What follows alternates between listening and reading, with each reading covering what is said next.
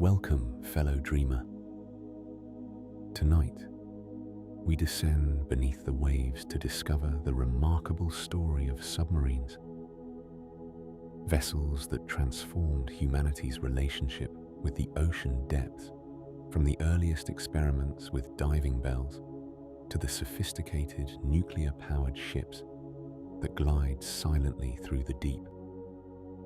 This journey is woven with soothing music and abstract imagery, revealing little-known wonders and fascinating tales of engineering brilliance and courageous exploration, all designed to gently feed your curiosity as you drift toward peaceful sleep. So take a deep breath, settle into comfort, and allow your mind and eyes to rest. Let the story carry you softly through the depths as the night unfolds around you. The ocean has always whispered secrets to those who stood upon its shores. Long before humans possessed the means to descend beneath the waves, they gazed at the water's surface and wondered what mysteries lay hidden in the depths below. The sea, covering more than 2/3 of our planet, represented both a pathway and a barrier, a source of sustenance and an unfathomable realm that seemed to belong to another world entirely. In the warm waters of the Mediterranean, ancient Greek sponge divers held their breath and kicked downward, their lungs burning as they descended perhaps 30 or 40 feet to gather the precious sea sponges that grew on rocky outcrops. These brave individuals returned to the surface with stories of what they had glimpsed in those brief moments underwater. Strange fish, unexpected geological formations, and occasionally the haunting silhouettes of shipwrecks resting on the seafloor. Each dive lasted only as long as a single breath would allow, but it was enough to fuel the imagination of an entire civilization.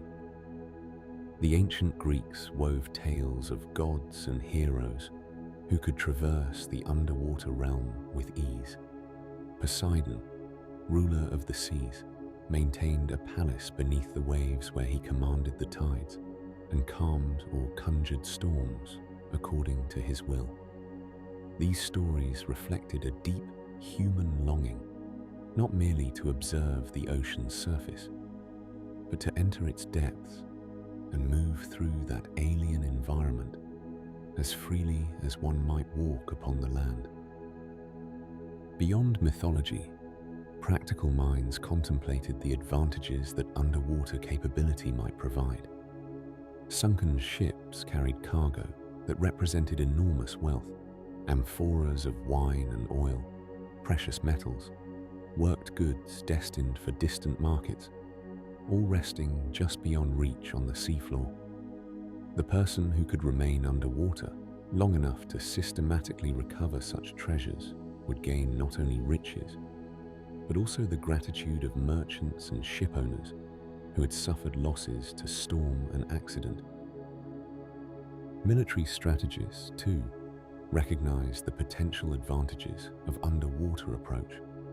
A swimmer who could remain submerged might slip past harbor defenses undetected, attach ropes to enemy vessels, or even drill holes below the waterline where damage would be catastrophic. The ability to attack from beneath the surface promised a dimension of warfare that few defenders would anticipate or know how to counter. The Greek historian Herodotus, writing in the 5th century before the Common Era, recorded an account of Silis, a diver from Sioni who was pressed into service by the Persian king Xerxes. According to the tale, Silis was forced to help recover treasure from ships that had foundered in a storm. Rather than continue serving the Persian forces, Silis escaped by diving into the sea and using a hollow reed as a breathing tube, allowing him to swim a great distance underwater to reach the Greek fleet. Whether this account represents actual events or embellished legend remains uncertain, but its very existence demonstrates that ancient peoples were contemplating methods of extended underwater breathing.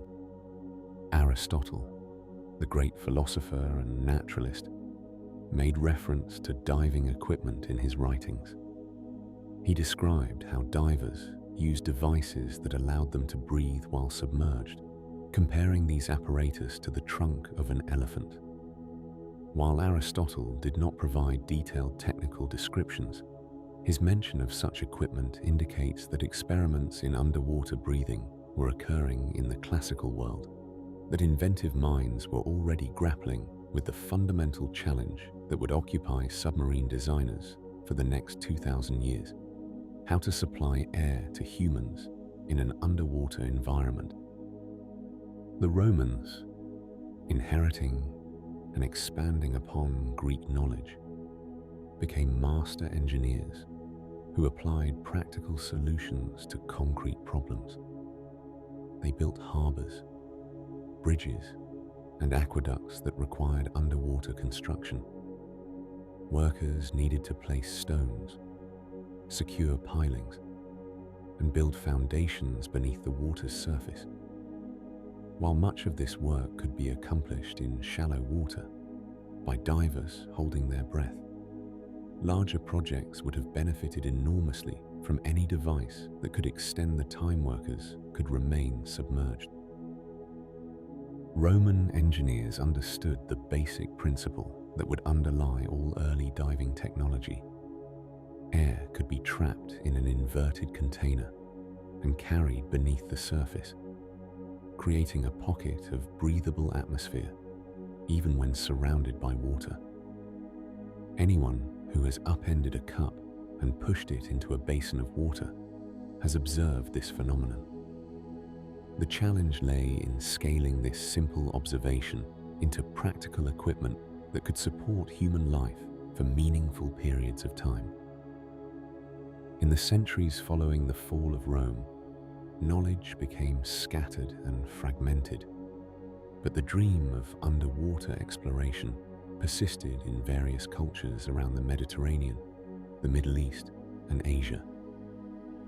Pearl divers in the Persian Gulf and the waters around Ceylon, now Sri Lanka, descended to remarkable depths in search of the lustrous gems that formed inside oysters. Their intimate knowledge of the underwater world, passed down through generations, kept alive the practical understanding of what the ocean depths contained and what challenges they presented to human visitors. Medieval manuscripts occasionally referenced underwater breathing devices, often in the context of military siege warfare or treasure recovery. These references were typically brief and lacking in technical detail, suggesting that while the idea of underwater apparatus persisted in the cultural imagination, actual working devices remained rare or perhaps entirely theoretical. What united all these ancient dreamers, from Greek sponge divers to Roman engineers to medieval treasure seekers, was a fundamental recognition that the underwater realm represented a frontier. Unlike the land, where humans could travel freely, or even the air, where birds demonstrated that flight was at least theoretically possible, the ocean depths seemed to impose absolute limits. A person could hold their breath for a minute or two, perhaps 3 for the exceptionally skilled, but then the iron necessity of breathing would force them back to the surface. To truly explore underwater, to work there, to travel through that realm, would require solving the problem of breathing, and then a host of additional challenges. How to see in the dim light, how to move efficiently through the dense medium of water, how to withstand the increasing pressure at depth, how to stay warm in water that steadily drew heat from the body. These ancient visionaries did not possess the scientific knowledge or technological tools to fully solve these problems, but they asked the right questions. They established the dream that would eventually lead to the diving bell, and from there to the submarine. They proved that human curiosity about the underwater world was not a passing fancy, but an enduring drive that would persist across centuries and cultures until the technology finally caught up with the imagination. As night fell on ancient harbors and divers returned from their day's work, they carried with them a vision of what might someday be possible. The ocean kept its secrets still, but the dream of discovery had taken root. In time, that dream would lead inventors to create the first practical devices for underwater exploration, beginning with a deceptively simple concept that would allow people to carry air beneath the waves in containers large enough to work within. As humanity's dreams of underwater exploration began to take tangible form, the simplest solution emerged not from complexity, but from an elegant observation of nature itself. When a cup is pushed upside down into water, the air inside becomes trapped, creating a pocket of breathable atmosphere beneath the surface. This fundamental principle, understood by ancient peoples through simple experimentation, would become the foundation for the first practical devices that allowed humans to work underwater for extended periods. The diving bell, as this ingenious invention came to be known, relied on physics that ancient observers could witness, but perhaps not fully explain. The weight of the bell pushed it downward through the water, while the trapped air inside provided a breathing space for anyone brave enough to descend with it. The deeper the bell sank, the more the water pressure compressed the air inside, shrinking the air pocket slightly, but keeping it intact. For shallow depths, this simple arrangement worked remarkably well, offering a window of time when human hands could reach underwater objects that had previously been impossible to retrieve. Among the earliest stories of diving bell use comes from the ancient world, where the legendary figure of Alexander the Great reportedly descended beneath the sea in a glass barrel.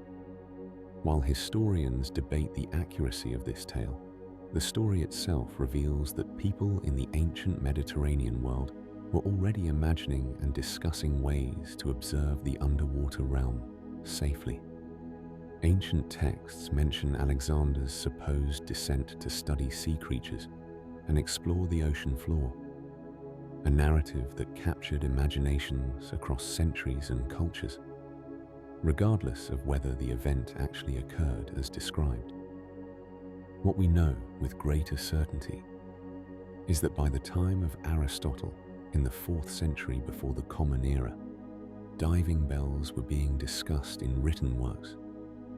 Aristotle himself mentioned devices that allowed divers to breathe underwater, describing them as cauldrons or large containers that were inverted and lowered into the sea. These references suggest that even if the technology was primitive, the concept was well understood among scholars and maritime peoples of the ancient world. The practical applications were clear: recovering cargo from sunken ships, retrieving valuable objects dropped into harbors, and conducting repairs to port structures below the waterline. The medieval period saw continued development of diving bell technology, with clearer documentation of actual use.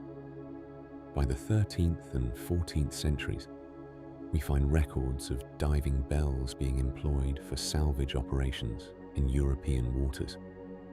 These devices were typically made of wood, reinforced with metal bands, weighted heavily enough to sink, but constructed carefully to maintain their air pocket.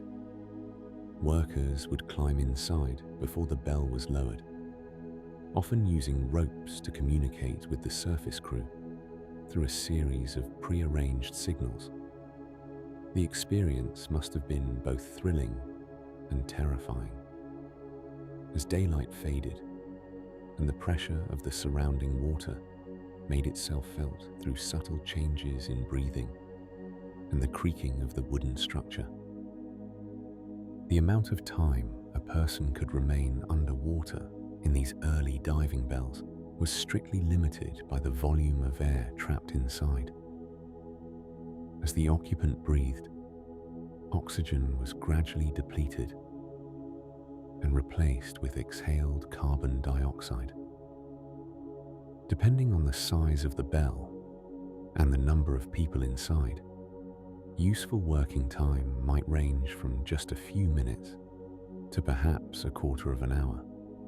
Despite this severe limitation, the diving bell represented a tremendous advantage over simple breath-hold diving, allowing more sustained work and the use of both hands for tasks rather than constant swimming. Ingenious operators discovered ways to extend the useful time underwater. Some designs included weighted leather bags filled with air that could be sent down alongside the bell, allowing fresh air to be released into the breathing space. Others experimented with tubes extending to the surface, though creating an effective seal and managing the tube as the bell swayed in currents presented significant challenges. These early experiments with air replenishment would eventually lead to more sophisticated systems, but for centuries, the basic diving bell remained a simple chamber of trapped air descending into the depths. The work performed in these primitive diving bells required not just courage, but considerable skill. Visibility was often poor, with only the dim light filtering through water, and whatever illumination might be provided by waterproof lanterns or the open bottom of the bell itself. The cold of the water numbed hands and made detailed work difficult. The constant awareness of the limited air supply created pressure beyond the physical burden of water surrounding the bell. Yet despite these challenges, diving bell operators accomplished remarkable feats, recovering treasure from shipwrecks, salvaging valuable cargo, and maintaining underwater structures that were vital to maritime commerce. Documentation from the 16th century shows increasingly sophisticated use of diving bells across Europe. Harbour records mention payments to diving bell operators for specific jobs, indicating that this had become a recognized profession with skilled practitioners. The bells themselves evolved in design, with some incorporating small windows of thick glass to improve visibility and better systems of weights and cables to control the descent and positioning of the chamber. Craftsmen developed techniques for making the wooden structures more watertight, using pitch, tar, and carefully fitted joints that would resist the water pressure at working depths. The psychological challenge of descending in a diving bell should not be underestimated. Enclosed in a dark, confined space, feeling the structure sink into increasingly dark water, knowing that your life depended on the integrity of wooden planks and rope fastenings, must have required remarkable fortitude. The operators of these early diving bells were pioneers in the truest sense, venturing into an environment fundamentally hostile to human life with only the most basic protection. Each descent was an act of faith in both the technology and the surface crew who controlled the raising and lowering of the apparatus. By the end of the medieval period, the diving bell had proven itself as more than a curiosity or legend. It was a practical tool, limited certainly, but effective within its constraints. Ships' captains knew they could hire diving bell operators in major ports to recover anchors or inspect hull damage. Salvage operators possessed diving bells as essential equipment for their trade. The fundamental principle of the trapped air pocket had been thoroughly explored within the constraints of available materials and understanding of the physics involved. As the medieval period gave way to the Renaissance, inventors and natural philosophers began to look at the diving bell with fresh eyes, armed with new understanding of air, pressure, and mechanics. The stage was set for the next leap forward in humanity's quest to work and travel beneath the waves, building on the solid foundation these simple but effective chambers had established. As the medieval period gave way to the Renaissance, the Western world experienced a remarkable transformation in how humanity understood and investigated the natural world. The rigid doctrines that had governed intellectual life began to soften, making room for curiosity, observation, and experimentation. This shift in thinking extended to the waters that covered so much of the Earth's surface, and with it came fresh contemplation of how human beings might explore beneath the waves. The Renaissance mind approached the problem of underwater travel with a new set of tools. Unlike their medieval predecessors, who had refined existing concepts like the diving bell, Renaissance thinkers brought mathematical precision, anatomical knowledge, and mechanical ingenuity to bear on the challenge. They understood that traveling underwater was not merely a matter of holding one's breath or trapping air in a container, but a complex problem involving pressure, breathing, propulsion, and navigation. Leonardo da Vinci, that most celebrated of Renaissance polymaths, turned his attention to underwater travel in the late 15th century. His notebooks, filled with mirror writing and detailed sketches, contained several designs for breathing apparatus that might allow a person to remain submerged. One concept showed a diver wearing a leather helmet connected to a floating air supply through breathing tubes reinforced with metal rings to prevent collapse. Another sketch depicted a leather suit with a face mask, though Leonardo himself expressed doubt about whether such devices could truly work at significant depths. What remains particularly intriguing about Leonardo's underwater investigations is what he chose not to share.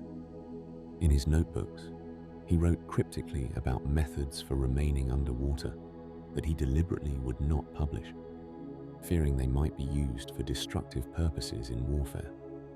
Whether these unpublished ideas represented genuine innovations or merely theoretical possibilities, we cannot know for certain.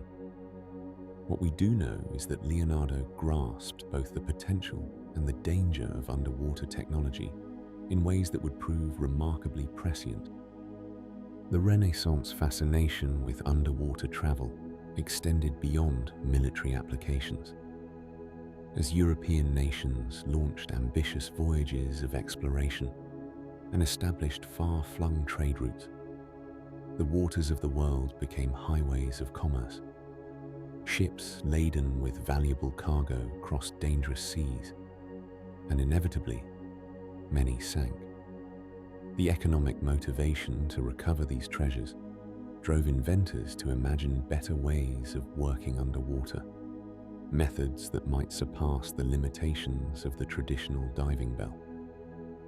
In England, a mathematician and naval engineer named William Bourne applied his mind to the problem in 1578. Bourne's contribution was primarily theoretical, but it demonstrated a sophisticated understanding of principles that would later prove essential to submarine design. He described a vessel constructed with leather covering a wooden frame, with the crucial innovation of adjustable leather bags or ballast tanks. By controlling the volume of water in these tanks, the craft could be made heavier or lighter, allowing it to sink below the surface or rise back up. This concept of controlled buoyancy would eventually become fundamental to all submarine operation. though Bourne himself never built his design. The brilliance of Bourne's idea lay in his recognition that a submarine must solve a paradox. To descend, it must become heavier than the water it displaces. To surface, it must become lighter. A ship that simply sank would be a disaster, not a useful vessel. Bourne understood that controlled submersion required a mechanism to adjust the craft's weight precisely and repeatedly. His leather tanks, which could be expanded or contracted to take in water or expel it, represented one of the first theoretical solutions to this challenge. Around the same time, scholars were making important advances in understanding the nature of air and breathing. The ancient belief that air was a simple, uniform substance began to give way to more nuanced views.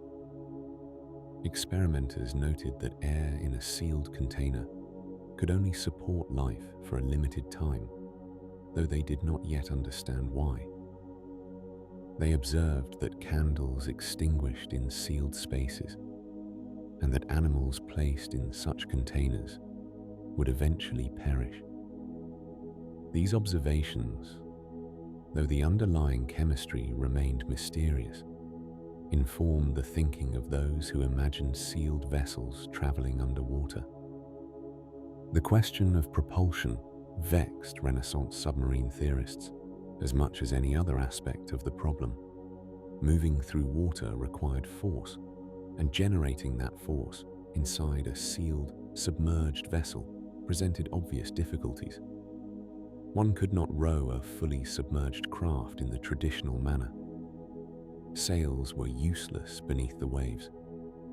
Some designs proposed oars sealed with leather gaskets where they passed through the hull, while others imagined paddle wheels or screw-like propellers. Most of these ideas remained speculative, sketched in notebooks and discussed in correspondence between natural philosophers, but never tested in actual construction. The gap between theory and practice during this period was substantial. Drawing a submarine and building one were entirely different endeavors. The materials available to Renaissance craftsmen, primarily wood, leather, and iron, posed significant challenges. Wood was buoyant, making submersion difficult. Leather could rot and leak. Iron was heavy and prone to rust. Creating watertight seals presented enormous difficulty with the adhesives and techniques of the time. The pumps needed to fill and empty ballast tanks were crude and labor-intensive. Nevertheless, these Renaissance designs represented a crucial evolutionary step. They moved submarine thinking beyond the simple principle of the diving bell, beyond merely trapping air in a container, toward the concept of a true underwater vessel. These inventors imagined craft that could move horizontally through the water column, not just descend and ascend in one location. They contemplated how a crew might operate in darkness, how they might know their depth and direction, and how they might return safely to the surface. The theoretical work of this era also reflected a growing understanding that the sea itself had depth and dimension. Renaissance cartographers were creating increasingly accurate maps of coastlines and sea routes. Artists were painting seascapes that captured the ocean's moods and mysteries. The water was no longer simply an obstacle or a highway, but a realm that might be entered and explored. If one could survive beneath the surface, what wonders might be discovered there? What knowledge might be gained? As the Renaissance drew to a close, submarine technology remained largely theoretical. The designs existed on paper, in the minds of inventors, and in scholarly discussions. Yet the intellectual groundwork had been laid. Future builders would draw upon these Renaissance concepts, refining and improving them as new materials and techniques became available.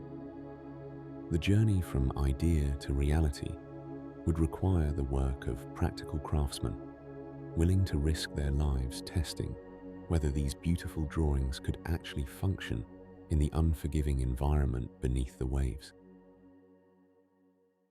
The transition from theoretical designs to actual working submarines required something that Renaissance sketches and philosophical treatises could not provide: a willingness to climb inside an experimental vessel and descend beneath the water's surface, trusting one's life to untested engineering principles.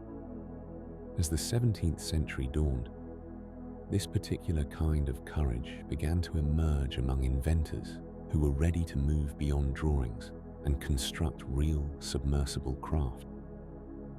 In the early 1620s, along the River Thames in London, a remarkable demonstration took place that would capture the imagination of both the royal court and the general public.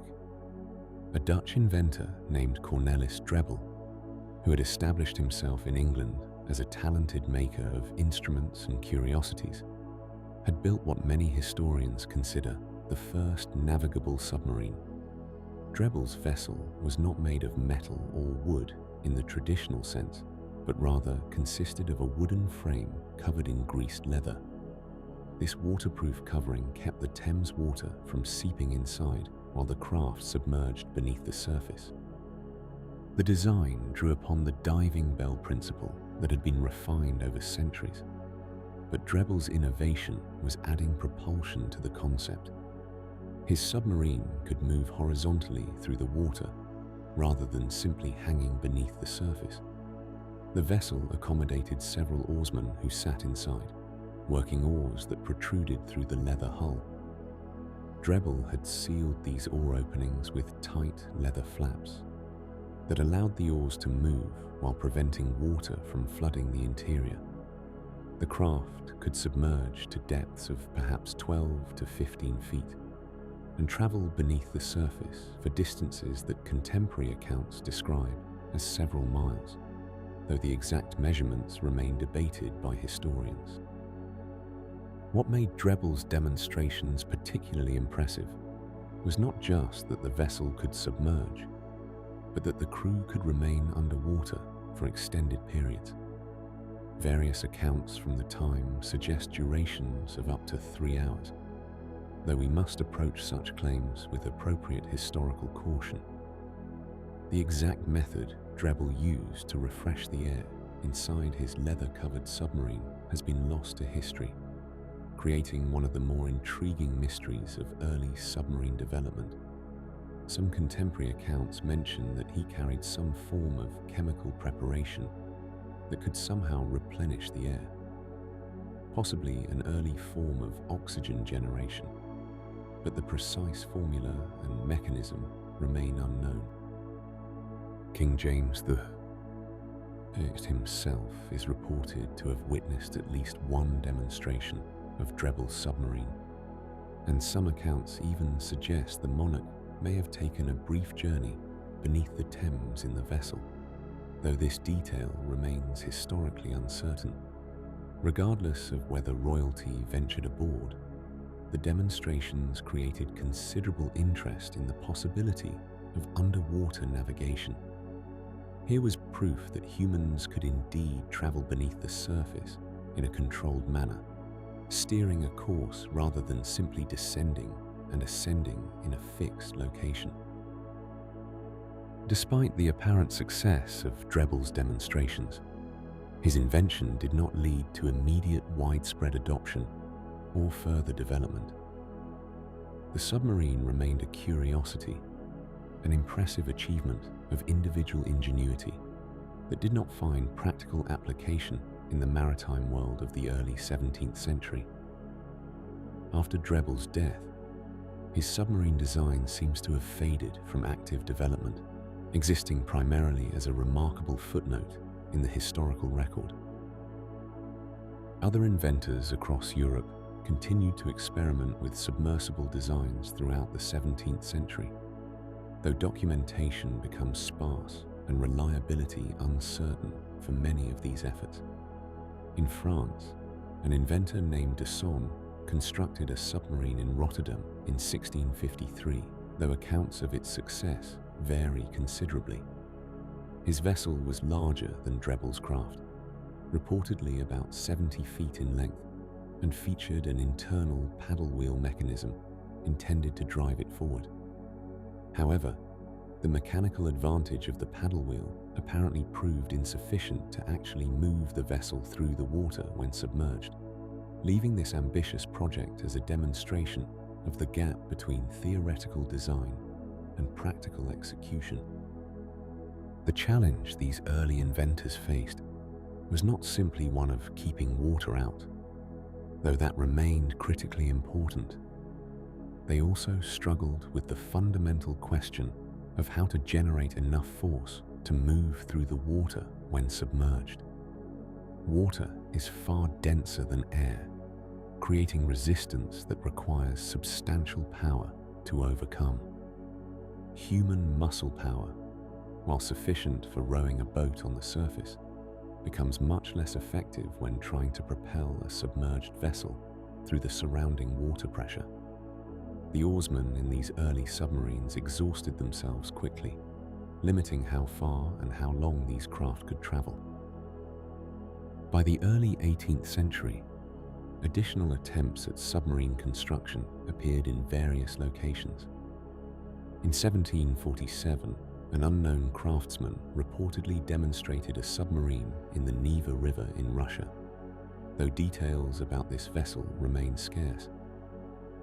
What we can see across these scattered attempts is a pattern of individual inventors, often working in isolation, arriving at similar conclusions about basic submarine design. Most featured some form of waterproof hull, a method for submerging through flooding compartments or attaching weights, and human-powered propulsion through oars, or some form of hand-cranked mechanism. The limitations of these early working submarines were substantial and numerous. Beyond the power problem, they suffered from crude depth control, making it difficult to maintain a steady depth while underwater. They lacked effective navigation tools for use while submerged, essentially operating blind once they went beneath the surface. The air supply issue remained only partially solved, constraining how long crews could remain submerged. Communication with the surface proved nearly impossible, and if something went wrong while underwater, rescue was generally not an option. Yet despite all these limitations, these pioneering inventors and the brave souls who climbed aboard their experimental craft had achieved something remarkable. They had proven that underwater navigation was not merely a fantastical dream, but an actual possibility. They had established basic principles that future designers would refine and improve. Most importantly, they had demonstrated that humans could descend beneath the water's surface, travel horizontally through the depths, and return safely to the air above, all through deliberate engineering rather than what luck or accident. As the 18th century progressed toward its final decades, the accumulated knowledge from these early experiments would begin to find a new application. Inventors would start to consider not just whether submarines could work, but what useful purposes they might serve. The age of the submarine as a practical tool, rather than merely a demonstration of possibility, was approaching. Military minds in particular were beginning to wonder whether these underwater vessels might offer advantages in naval conflict, providing stealth and surprise that traditional ships could never achieve. The peaceful waters of New York Harbor, in the early hours of September 7th, 1776, concealed an extraordinary sight. A small, peculiar vessel moved slowly beneath the surface, its lone occupant turning a hand crank in near total darkness. This was the Turtle, and at its controls sat Sergeant Ezra Lee, attempting what no one had tried before, a submarine attack on an enemy warship.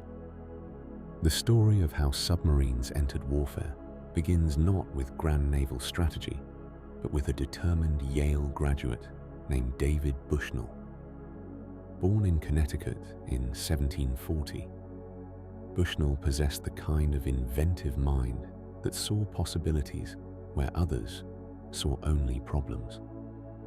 While studying at Yale in his 30s, an age considered quite advanced for a student at the time, he became fascinated with underwater explosions and the potential for attacking ships from below, where they were most vulnerable. Bushnell's turtle earned its name from its appearance, resembling two turtle shells joined together. The craft stood about 7.5 feet tall and was constructed from oak timber, reinforced with iron bands. Inside this cramped space, barely large enough for a single person, Bushnell incorporated an array of ingenious mechanisms. The operator sat on a small seat, surrounded by the various hand-operated devices needed to control the vessel. A hand crank in front propelled the craft forward, while another crank above the operator's head controlled vertical movement.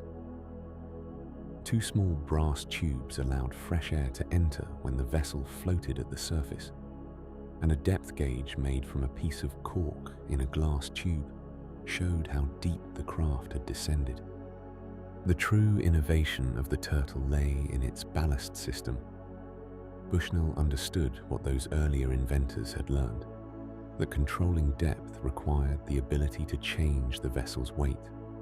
He installed a foot-operated valve that could let water into a brass tank at the bottom of the craft, causing it to sink.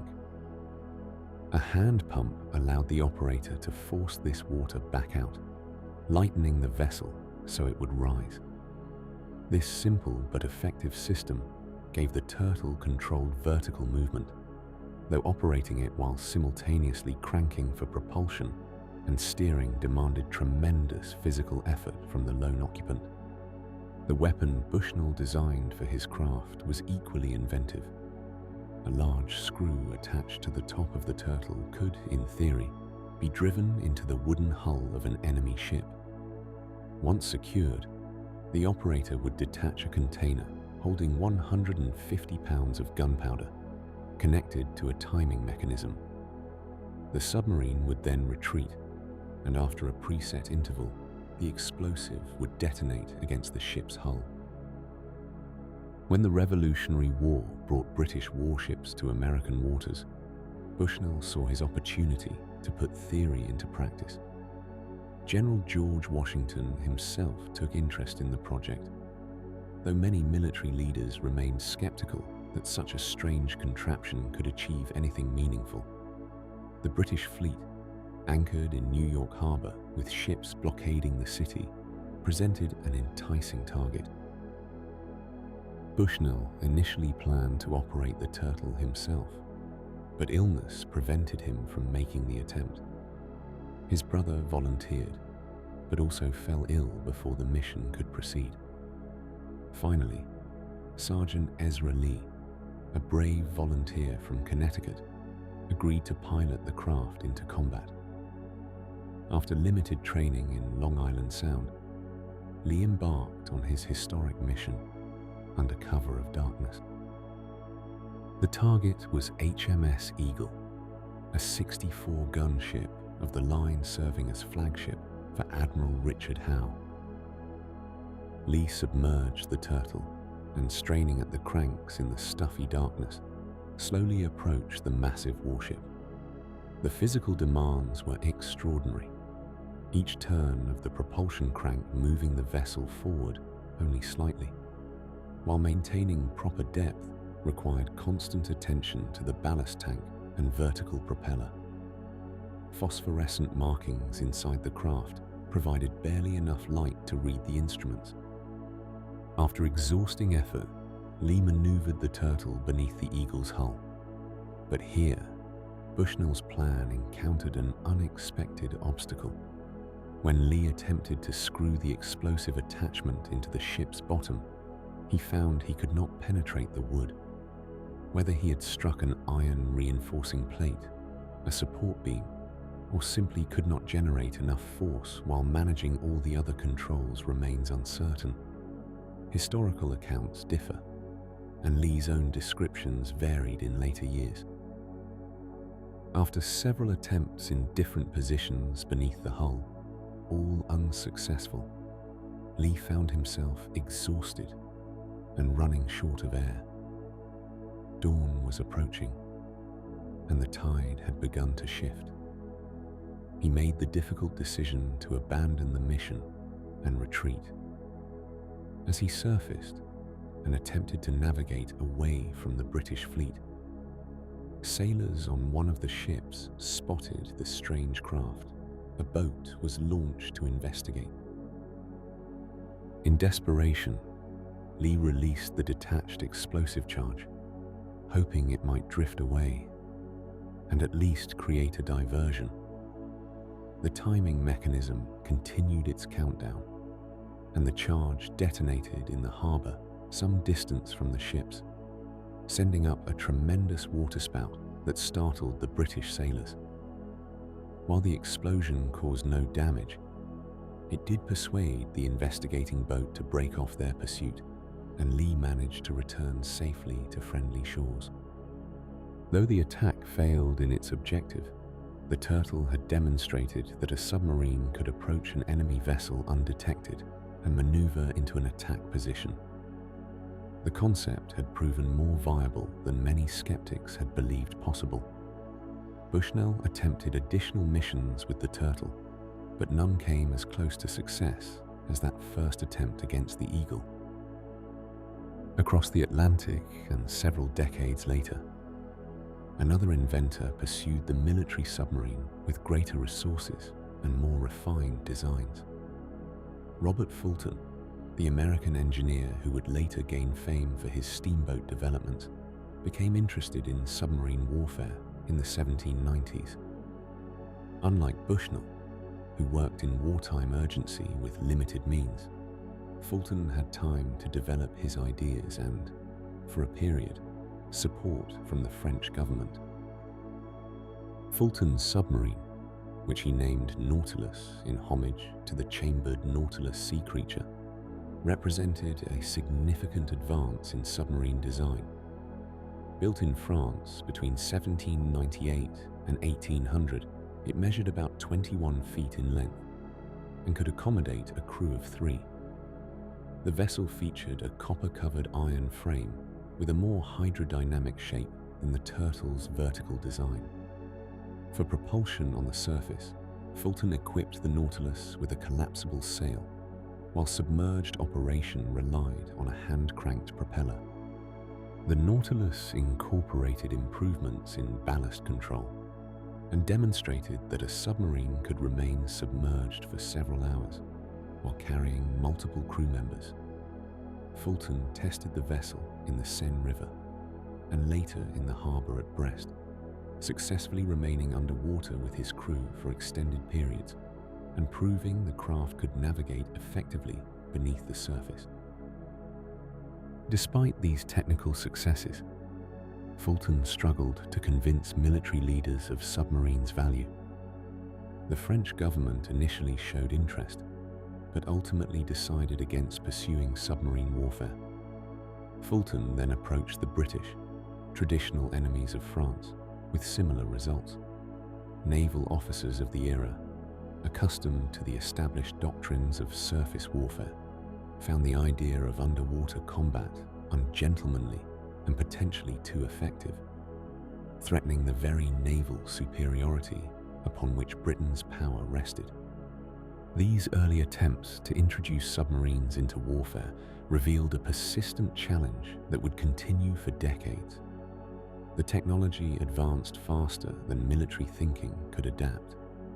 Both Bushnell and Fulton created vessels that functioned, that could submerge and maneuver, and approach targets. Yet the limitations in speed, range, and reliability, combined with institutional resistance to such radical innovations, meant that submarines remained curiosities rather than accepted weapons of war. As the 19th century progressed, the lessons learned from these pioneering military submarines would not be forgotten. They had shown what was possible and demonstrated the unique advantage of approaching unseen from below. The seeds had been planted for submarine warfare, waiting for the right combination of technology, circumstance, and vision to bring them to full fruition.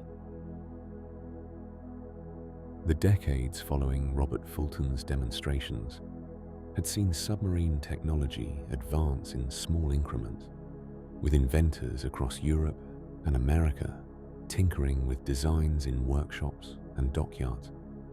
Yet it would take the crucible of conflict to truly accelerate submarine development, and that crucible arrived with the American Civil War in 1861. This fraternal conflict between North and South would witness some of the most significant underwater innovations of the 19th century, as desperate circumstances drove bold experimentation beneath the waters of harbors and coastal seas. The Confederacy, facing the overwhelming naval superiority of the Union blockade, turned to unconventional weapons out of sheer necessity.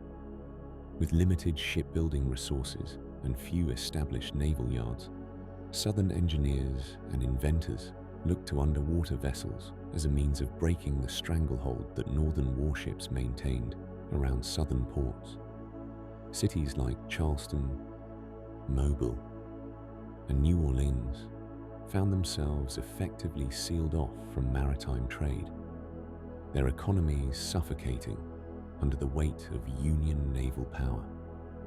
In this environment of innovation, born from desperation, several submarine projects emerged from workshops and private facilities across the South.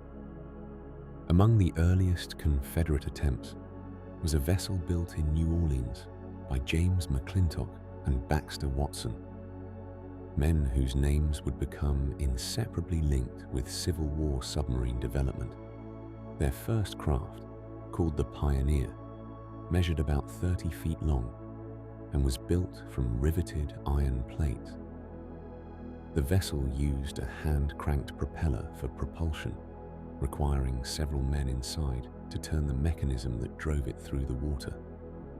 Trial runs in Lake Pontchartrain during early 1862 showed promise, and the Confederate government granted the crew a letter of marque, effectively authorizing them to operate as privateers against Union shipping. However, when Union forces captured New Orleans in April of that year, the Pioneer's developers scuttled their creation in the lake to prevent its capture, and the submarine's brief career ended before it could engage an enemy vessel. Undeterred, McClintock and Watson relocated to Mobile, Alabama, where they continued their work with renewed determination. They constructed a second submarine, attempting to improve upon their earlier design. This vessel, sometimes called the American Diver, featured a different propulsion system and represented their evolving understanding of what worked beneath the waves and what did not. Testing this craft proved challenging, as each submersion brought new lessons about ballast, trim, and the immense physical effort required to propel such a vessel through water's resistance. The American Diver ultimately met an unfortunate end, sinking in Mobile Bay during trials, though her crew managed to escape with their lives. The experience gained from these two vessels led McClintock and Watson, now joined by engineer Horace Hunley, to attempt a third submarine. This craft would bear Hunley's name and would make history in ways both triumphant and tragic. The H.L. Hunley, as she became known, measured approximately 40 feet in length and was constructed from a cylindrical iron steam boiler that had been adapted for submarine use. The crew compartment was cramped and dark, lit only by candlelight, which also served the vital function of monitoring oxygen levels. When the candle flickered and dimmed, the crew knew their air supply was running dangerously low. 8 men operated the Hunley. 7 sat along a bench, turning a crankshaft connected to the propeller, while the commander stood at the forward end, managing the diving planes and steering.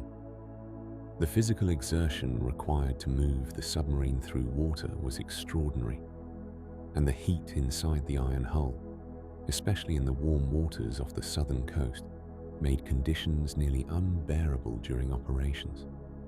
Ballast tanks along the bottom could be flooded with water to submerge the vessel or pumped out with hand pumps to surface again. 2 small conning towers, barely large enough for a man's head and shoulders, provided the only view of the world above when running on the surface. The weapon itself was ingenious in its simplicity. A copper torpedo filled with explosives was attached to a long spar extending from the submarine's bow. The plan called for the Hunley to approach an enemy ship while barely submerged, ram the torpedo against the target's hull, and then retreat while paying out a lanyard. Once at a safe distance, the crew would pull the lanyard to trigger the explosive charge. But the Hunley's path to its place in history was marked by heartbreak and loss. During training exercises in Charleston Harbor, the submarine sank twice, claiming the lives of 13 men, including Horace Hunley himself, during the second sinking. The exact circumstances of these sinkings remain somewhat unclear even today, though accounts suggest that difficulties in controlling the submarine's depth and the challenging process of managing ballast in an emergency likely contributed to both tragedies. Each time, the submarine was raised from the harbor bottom, the bodies of the crew were recovered, and new volunteers stepped forward to take their places.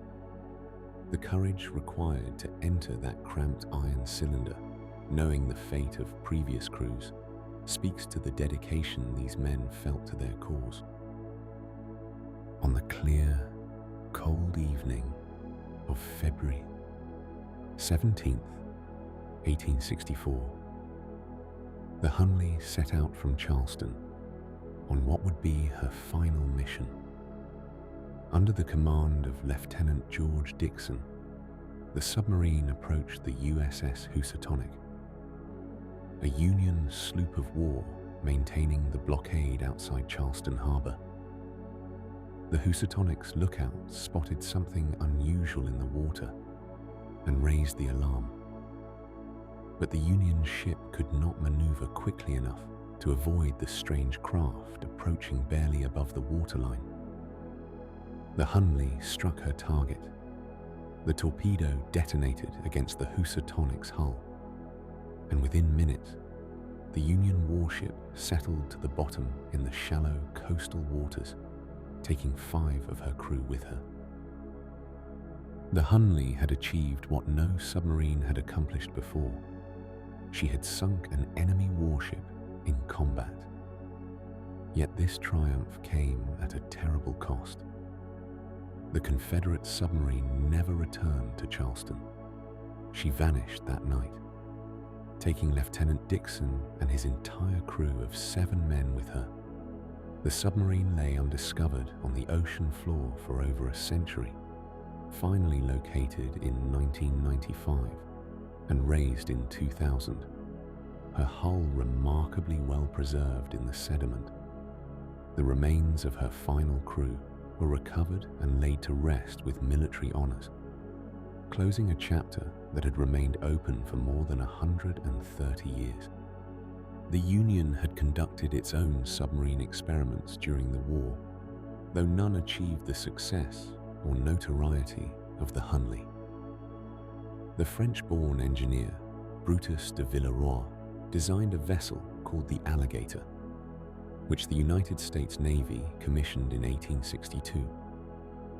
This submarine featured oars that extended through the hull for propulsion, giving it an unusual appearance that somewhat justified its reptilian name. The Alligator conducted trials and was being transported to Charleston for potential use against Confederate fortifications when the vessel towing her encountered a storm. The Alligator was cut loose and lost at sea, ending her brief service without seeing combat. As the war drew to its conclusion, the submarine remained a curiosity rather than a mature technology. The Hunley's success had proven the concept viable, yet the dangers inherent in operating these vessels seemed to outweigh their tactical advantages. The immense physical effort required for propulsion, the difficulty of navigation while submerged, and the ever-present risk of sinking with no means of escape made submarines extraordinarily hazardous to their own crews. What submarine development needed most urgently was a solution to the fundamental problem of propulsion, a challenge that inventors would grapple with for decades to come. The brave crews who had operated submarines during the American Civil War discovered what would become the most persistent challenge facing submarine designers for the next several decades: finding a reliable and practical source of power. In those early vessels, men turned cranks by hand, their muscles straining against the resistance of water as they attempted to propel their craft through the depths. The physical exhaustion came quickly, and the air inside the sealed hull grew stale even faster. After just a few hours, crews found themselves gasping for breath, their arms burning with fatigue, making it clear that human power alone would never be sufficient for truly practical submarine operation. As the 19th century progressed into its final decades, inventors turned their attention to mechanical power sources, each attempting to solve the unique puzzle that submarines presented. Unlike surface ships, submarines needed power systems that could operate in sealed, confined spaces without consuming all the available oxygen or filling the hull with deadly fumes. The engineering challenge was unlike anything faced in conventional shipbuilding. Some inventors experimented with steam engines, which had revolutionized surface navigation and seemed like a natural choice. A French inventor named Claude Goubet built a small submarine in the 1880s that used a steam accumulator, essentially a large tank of water heated to high temperature and pressure before the vessel submerged. The stored steam could then power the engine for a limited time underwater. The concept was ingenious in its simplicity, but the duration was disappointingly brief. Once the stored steam exhausted itself, the submarine had to surface and spend considerable time reheating the accumulator. The weight of the heavy boiler and water tank also limited the vessel's performance, making it sluggish and difficult to maneuver. Other designers considered compressed air as a power source. By filling tanks with air compressed to high pressure, they could release it to drive pistons and turn propellers. The Ictineo II, built by Spanish engineer Narcís Monturiol in the 1860s, used a chemical reaction to generate both heat and oxygen, attempting to solve both the power and breathing problems simultaneously. Monturiol's submarine burned a mixture of zinc, manganese dioxide, and potassium chlorate, which produced heat to power a small steam engine while releasing oxygen for the crew to breathe. The system represented creative thinking, but proved too expensive and complex for practical use. The chemicals required were costly, and the reaction needed careful monitoring to prevent dangerous situations in the confined space. Electric motors presented perhaps the most promising solution, though they brought their own set of challenges.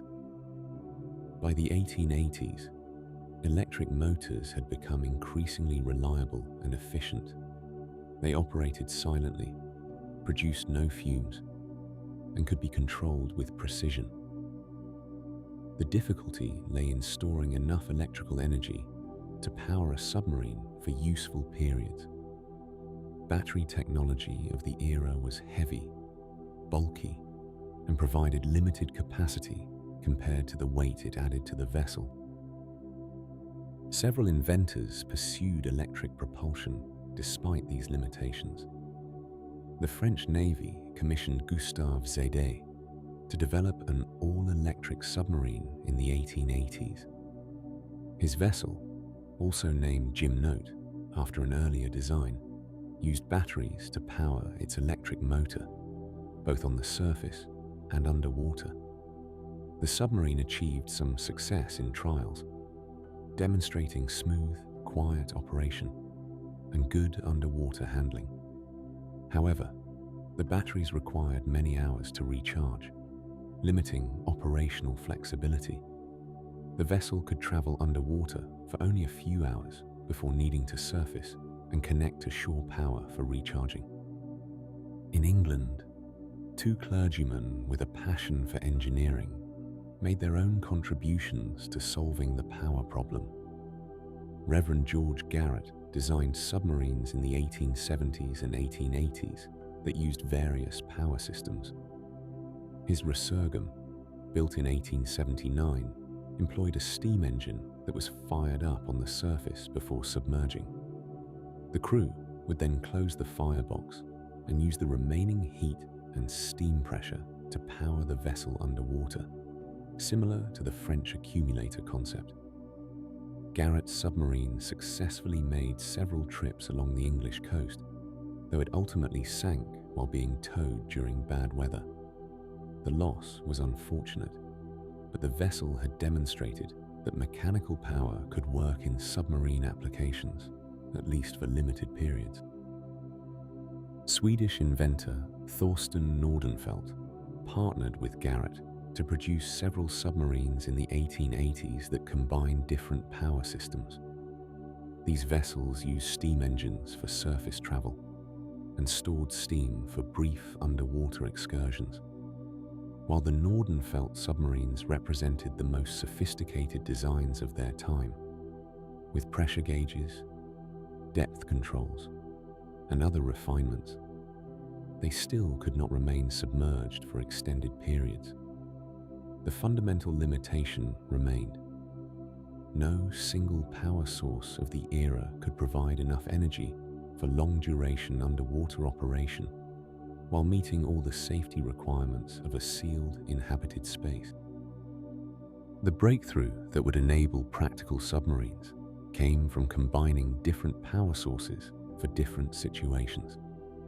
Irish-American inventor John Philip Holland, who would become one of the most influential submarine designers, recognized that submarines needed one type of engine for surface travel and another for underwater operation. His submarines, developed in the 1890s, used gasoline engines to run on the surface and electric motors powered by batteries when submerged. The gasoline engine could propel the submarine quickly on the surface while simultaneously recharging the batteries. When the vessel needed to dive, the crew would shut down the gasoline engine, seal the hull, and switch to quiet electric propulsion. This dual propulsion system solved many of the previous limitations. Gasoline engines, though dangerous in confined spaces when running, could be safely operated with open hatches on the surface. They provided good power relative to their weight and could run as long as fuel was available. The electric motors and batteries, though heavy, worked perfectly for underwater operation, producing no fumes and requiring no air. The system allowed submarines to travel considerable distances on the surface, then dive and operate underwater for several hours before needing to surface again. Other inventors, including Simon Lake in America and Maxime Laubeuf in France, developed similar dual propulsion concepts around the same time. Lake's submarines featured gasoline engines and electric motors in configurations that proved reliable and practical. Laubeuf's design for the French Navy used a steam engine for surface propulsion and electric motors for submerged operation, accepting the weight and complexity of a steam plant in exchange for greater surface speed and range. By the turn of the 20th century, the power problem that had plagued submarine designers since the first vessels were built had largely been solved through this combination approach. Submarines could now travel meaningful distances, remain submerged for useful periods, and operate with reasonable reliability. The gasoline engines would soon give way to diesel engines, which were safer and more efficient, but the fundamental concept of dual propulsion would remain standard for conventional submarines well into the modern era. The muscle-powered craft of the Civil War had evolved into genuine underwater vessels, ready to take their place as practical tools of naval operations and ocean exploration. By the 1880s, submarine designers had accumulated decades of practical experience and hard-won lessons. The vessels that had come before, powered by hand cranks and human determination, had proven that underwater travel was possible. Yet these early submarines remained curiosities, experimental vessels that could barely accomplish their intended missions. Now, as the 19th century drew toward its close, a transformation was beginning. Engineers on both sides of the Atlantic Ocean were converging on solutions that would define submarine design for generations to come. The submarine was about to assume its modern form, shaped by two particularly determined inventors whose different philosophies would establish competing traditions in submarine construction. One of these men was an Irish-born schoolteacher named John Philip Holland, working in America. The other was Simon Lake, another American inventor with his own vision of what a submarine should be. Their approaches differed significantly, yet both contributed essential innovations to underwater vessel design. Holland had been thinking about submarines since his youth in Ireland, where he had imagined vessels that might challenge British naval supremacy. After immigrating to the United States, he continued refining his ideas, building several experimental submarines throughout the 1870s and 1880s. His approach emphasized military utility. Holland envisioned submarines as weapons platforms designed to attack surface ships with torpedoes. This meant his vessels needed to be quick, maneuverable, and able to approach targets while remaining undetected beneath the waves. The breakthrough in Holland's design philosophy came with his understanding of how a submarine should operate. Rather than trying to create a vessel that performed equally well on the surface and underwater, Holland accepted that submarines would travel primarily on the surface, diving only for attacks or concealment. This insight led him to design streamlined, cigar-shaped hulls that could move efficiently through water when submerged. His submarines used internal combustion engines for surface propulsion and electric motors powered by batteries when underwater, solving the power problem that had plagued earlier designers. Holland's most significant innovation was his development of sophisticated diving controls. Earlier submarines had struggled with maintaining depth and trim, often porpoising up and down uncontrollably. Holland introduced horizontal rudders, which he called diving planes, mounted at the bow and stern of his vessels. By adjusting these planes, a submarine could maintain steady depth and change depth smoothly.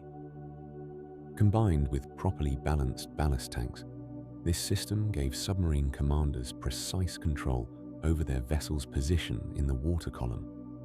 It was elegant engineering, transforming submarines from wallowing, unpredictable craft into machines that could be operated with confidence. The ballast tank system itself represented another crucial element of modern submarine design.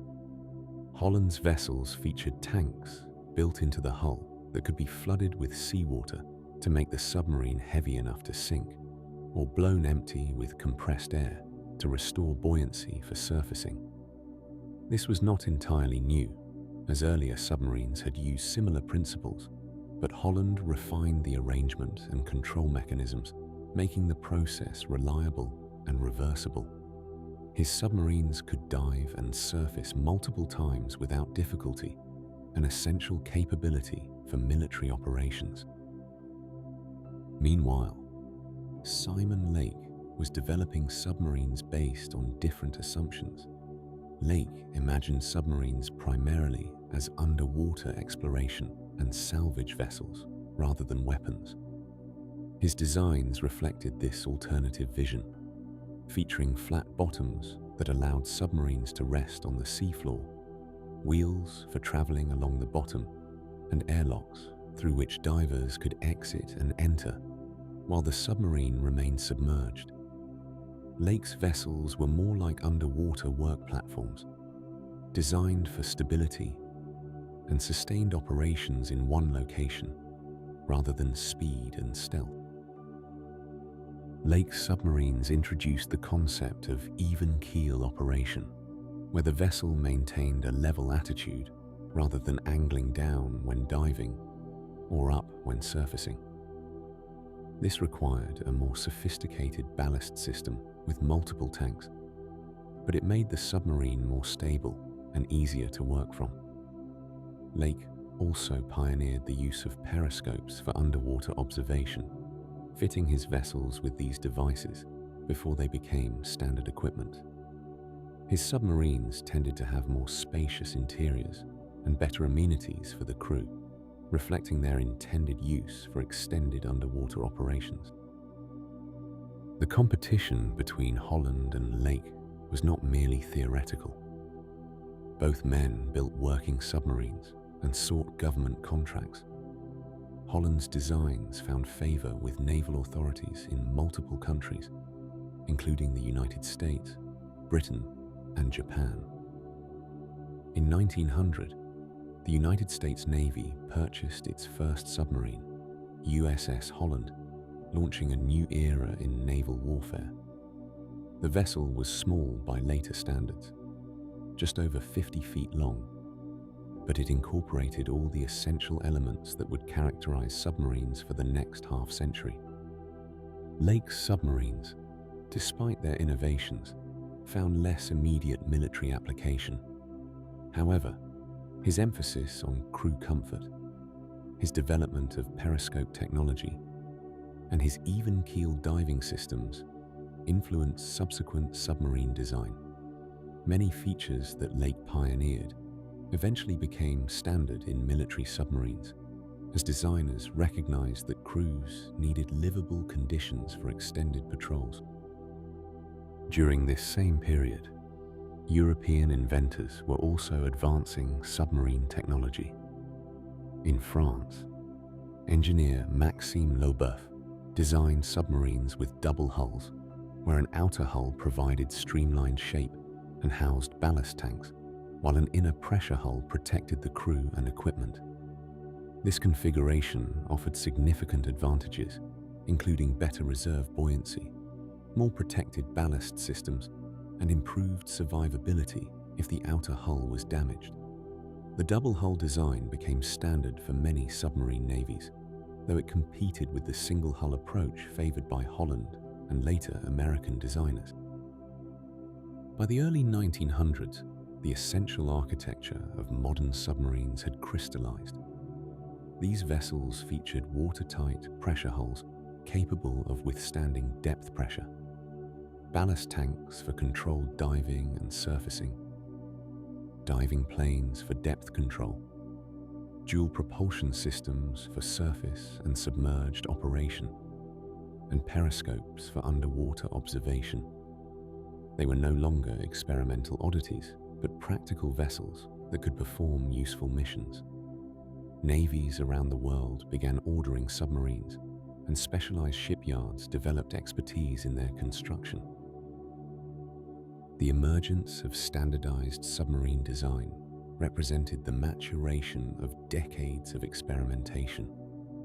All the accumulated knowledge, from the earliest diving bells through the tragic trials of the Humley and the power system experiments, had converged into vessels that worked reliably.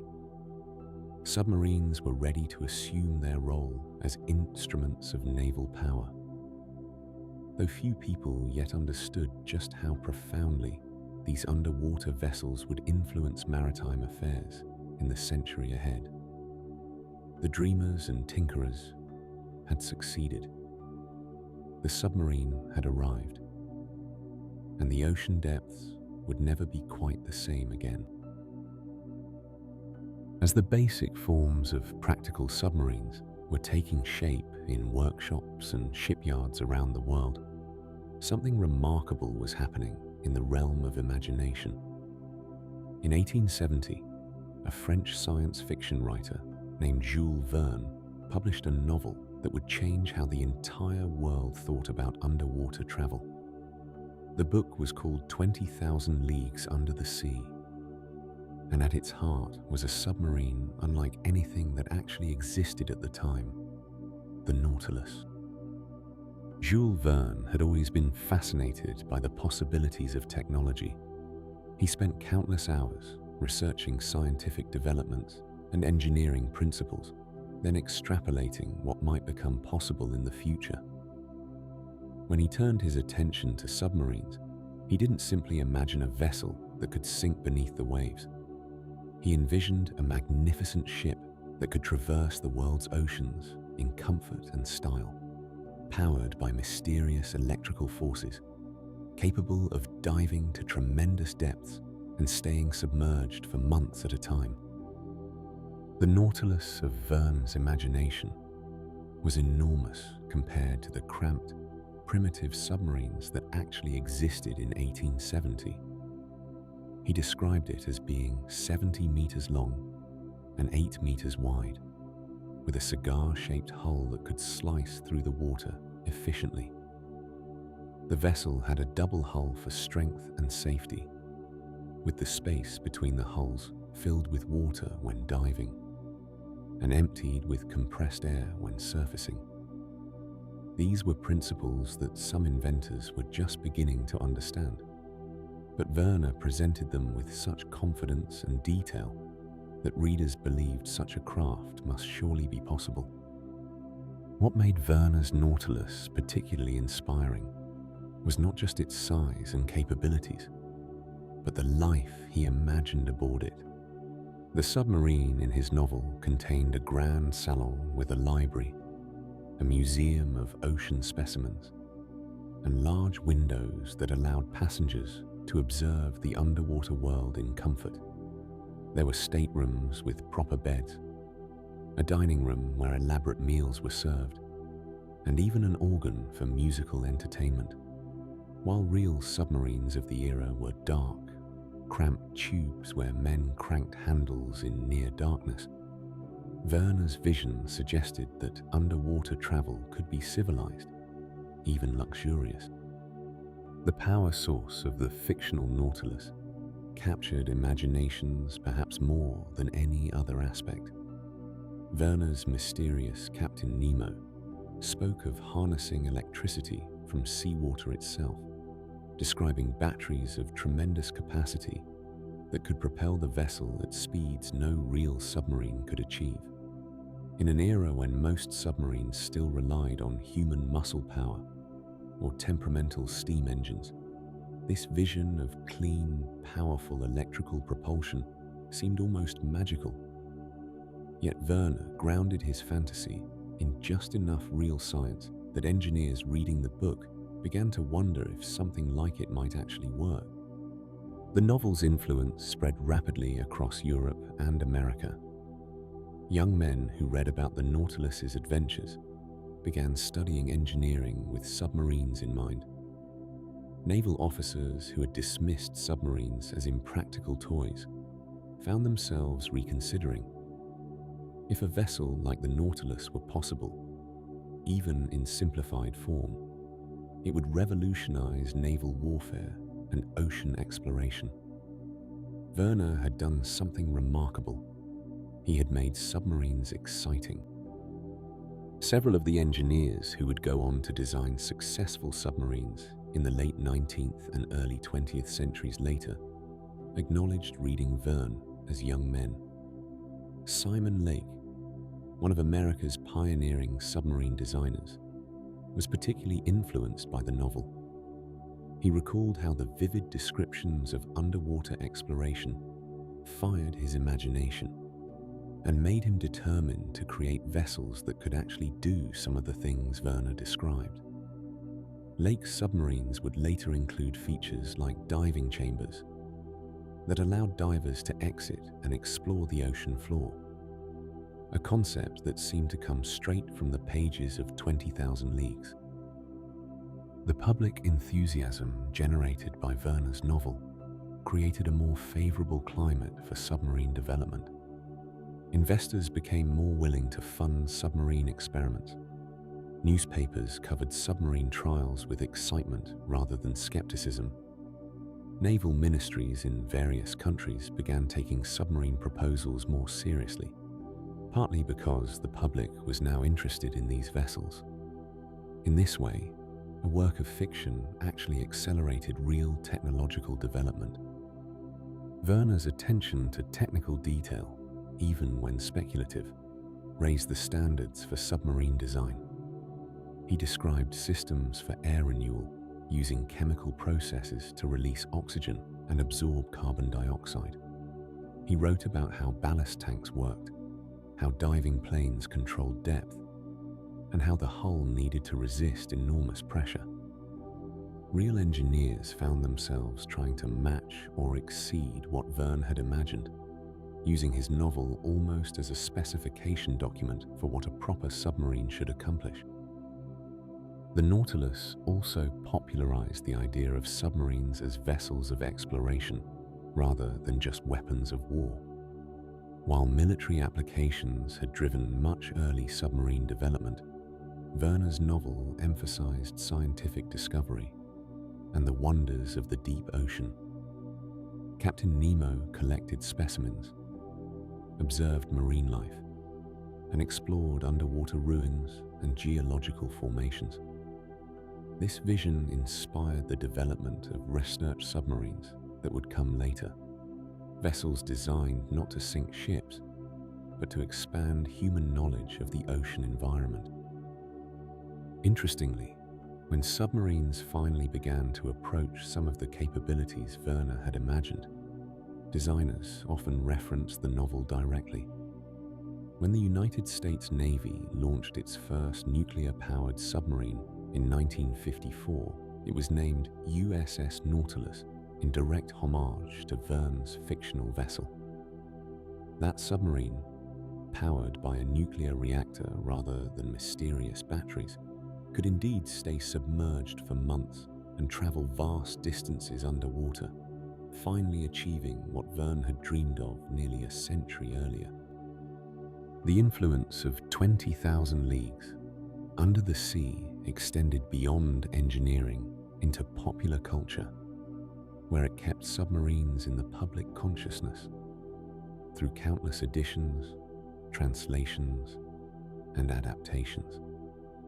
Stage plays brought the Nautilus to theatre audiences. Later, films would visualize Verne's underwater world, each generation reimagining the submarine with the best special effects available. This constant cultural presence ensured that submarines remained objects of fascination rather than fear, vehicles of adventure rather than merely weapons. As the 19th century drew to a close and the 20th began, the gap between Verne's fiction and engineering reality grew narrower. Submarines were becoming larger, more reliable, and more capable. Electric motors powered by batteries were proving practical. Double hulls were becoming standard. The basic dream that Verne had articulated so compellingly was transforming into steel and electricity in shipyards around the world.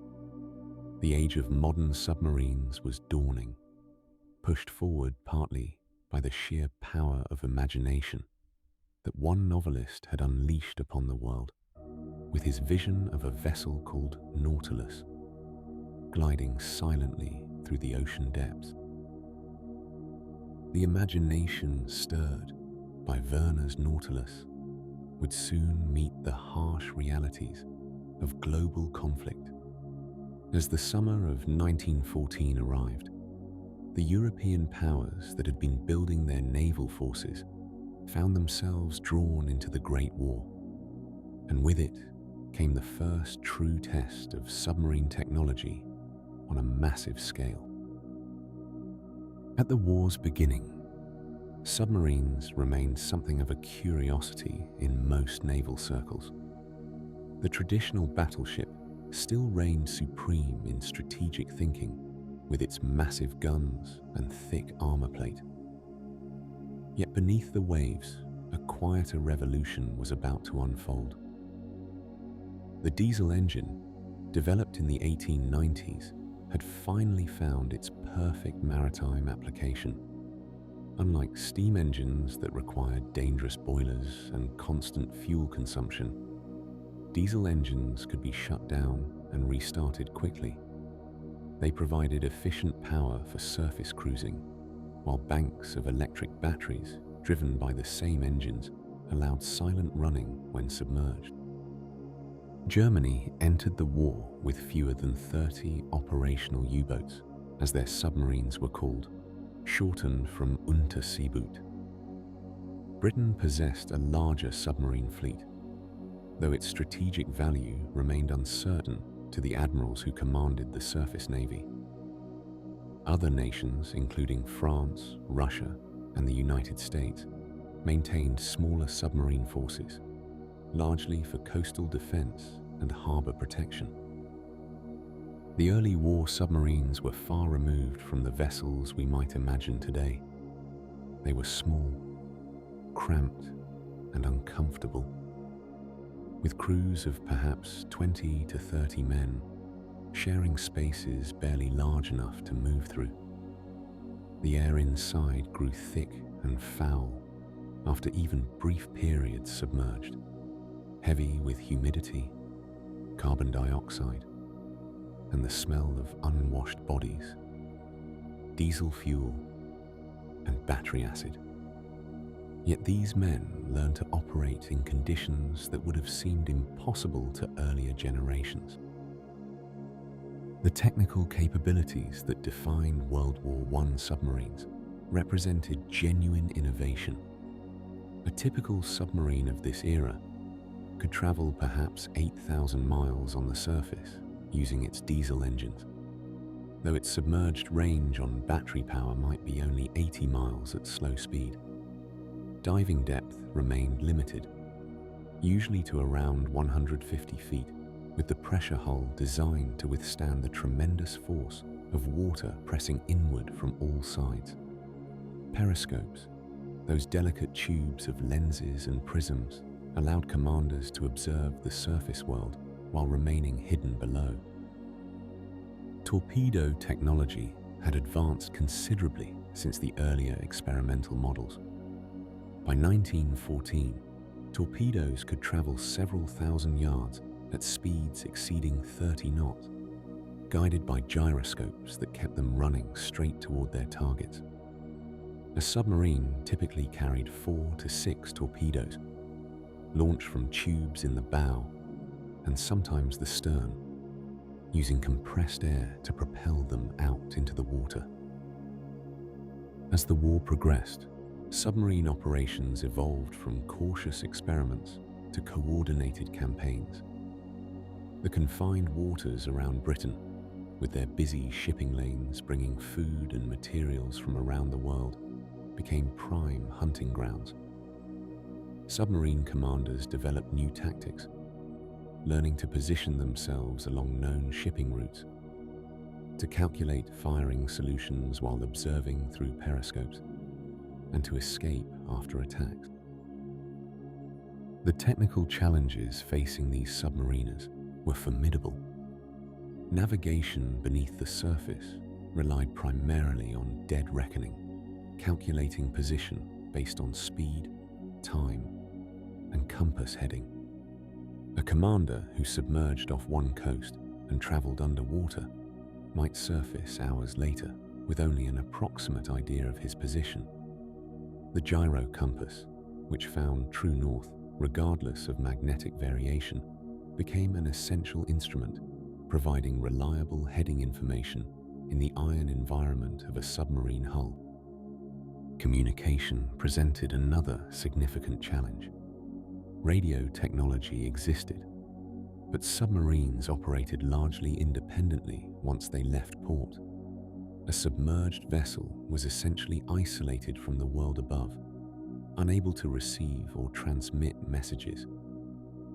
Surface communication required raising an antenna, potentially revealing the submarine's position to enemy observers. The evolution of submarine design accelerated dramatically during these war years. Engineers lengthened hulls to accommodate more fuel and torpedoes. They improved battery capacity, allowing longer periods submerged. Deck guns were added, giving submarines the option to engage smaller targets without expending precious torpedoes. These modest cannon, typically 3 or 4 inches in diameter, could stop merchant vessels and sink them with gunfire, conserving the more expensive and complex torpedoes for larger or more dangerous targets. Submarine construction expanded rapidly as the war continued. Shipyards that had never built submarines before received orders for dozens of boats. Germany alone would construct several hundred U-boats during the war years, while Britain, France, Italy, and other nations similarly expanded their underwater fleets. The learning curve was steep, with each new design incorporating lessons from operational experience. Life aboard these vessels tested human endurance in ways few other military services could match. The watch schedule ran continuously, with men sleeping when they could in narrow bunks that were often shared between different watches. Meals consisted largely of preserved foods, as fresh provisions spoiled quickly in the damp environment. The psychological strain of operating in an environment where a single mechanical failure might prove fatal created unique stresses that submariners learned to manage through dark humor, careful routine, and mutual dependence. The technical improvements that emerged during these years would influence submarine design for decades to come. Better periscopes with improved optics and range-finding capabilities appeared. Hydrophone systems, primitive underwater listening devices, gave submarines the ability to detect ships by the sound of their propellers. Improved hull designs reduced drag and increased underwater speed. Larger submarines with greater range and endurance entered service as the war progressed. By the time the armistice arrived in November 1918, the submarine had transformed from experimental vessel to essential naval weapon. Hundreds of submarines had been built. Thousands of men had served aboard them. And the technology had advanced more in 4 years than in the previous 4 decades. The lessons learned, both technical and operational, would shape submarine development through the peacetime years that followed. The diesel-electric configuration perfected during this period would remain standard for conventional submarines for over half a century. the basic operational procedures, the watch routines, the techniques for diving and surfacing, the methods for navigating and attacking, all were established during these formative years. Future submarine designers would build upon this foundation, adding new capabilities and technologies. But the essential pattern had been set during that first great conflict. As the world emerged from the devastation of the Great War, submarines found themselves in a curious position. These vessels, which had proven so formidable in military conflict, now faced an uncertain peacetime future. Yet this period between the world wars would reveal that submarines held promise far beyond their military applications. The ocean depths beckoned not just as a theatre of war, but as a frontier of scientific discovery and human adventure. The Treaty of Washington in 1922 and subsequent naval agreements imposed limitations on submarine construction for military purposes, but they simultaneously opened the door to experimentation and innovation. Naval architects and engineers, freed from the immediate pressures of wartime production, could now refine their designs and explore new possibilities.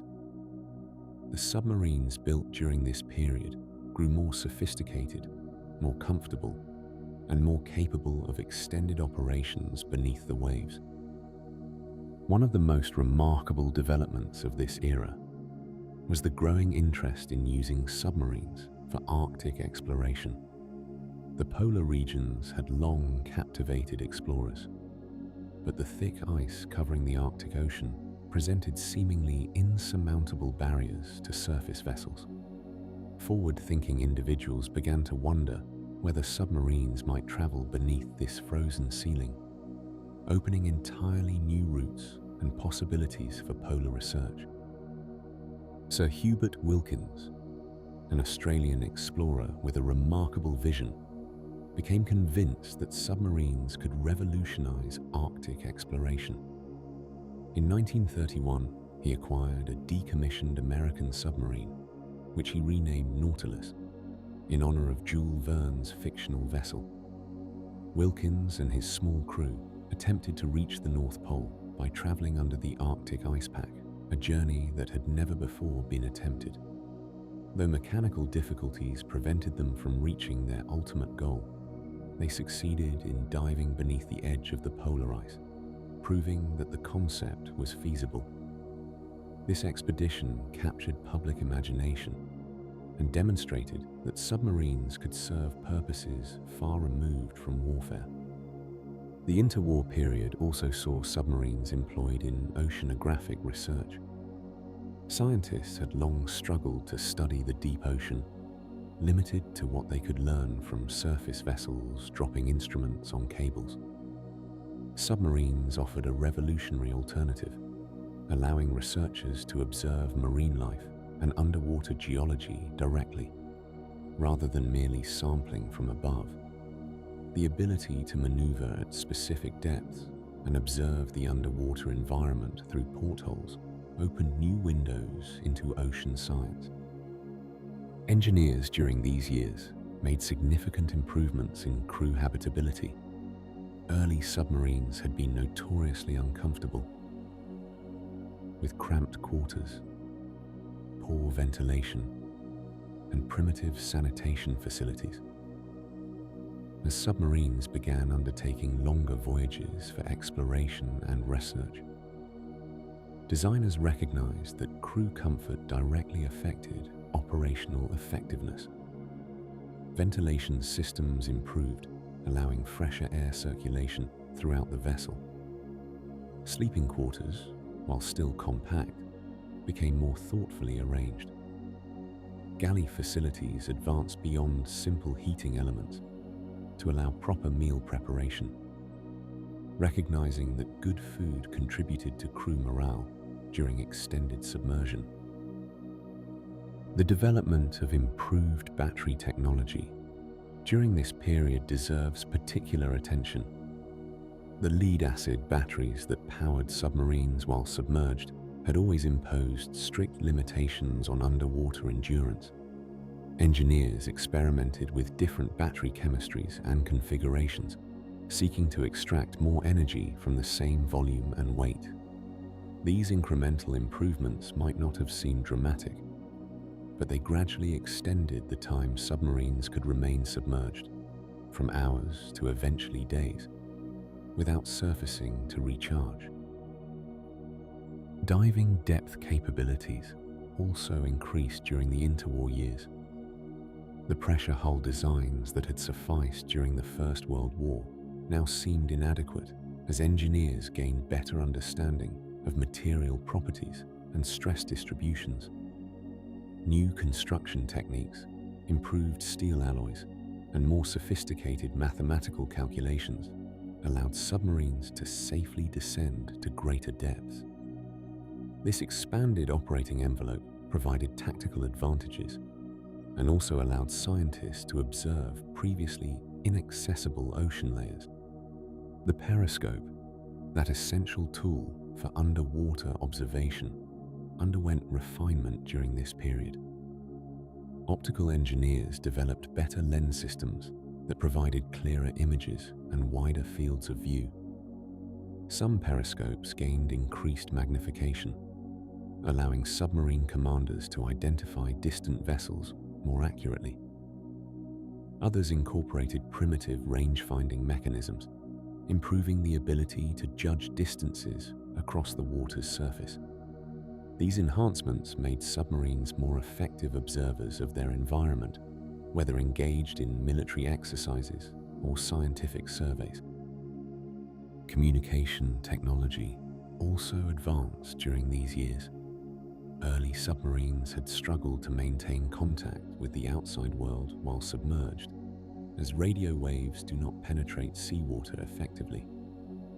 Engineers experimented with various solutions, including trailing wire antennas that could receive signals while the submarine remained submerged. Though these systems had limitations, they represented important steps towards solving the communication challenge that had long isolated submarines from surface coordination. Several nations conducted fascinating experiments with submarine rescue chambers during this period. The tragic losses of submarine crews in accidents had long haunted naval services, and engineers sought ways to extract survivors from sunken vessels. Specialized rescue bells and chambers were designed to mate with disabled submarines on the ocean floor, creating a sealed connection through which crew members could escape. Though these systems remained experimental, they reflected growing attention to submarine safety and crew welfare. The streamlining of submarine hulls continued as a focus of design improvement. Engineers conducted extensive testing to understand how water flowed around submarine hulls and how hull shape affected underwater speed and maneuverability.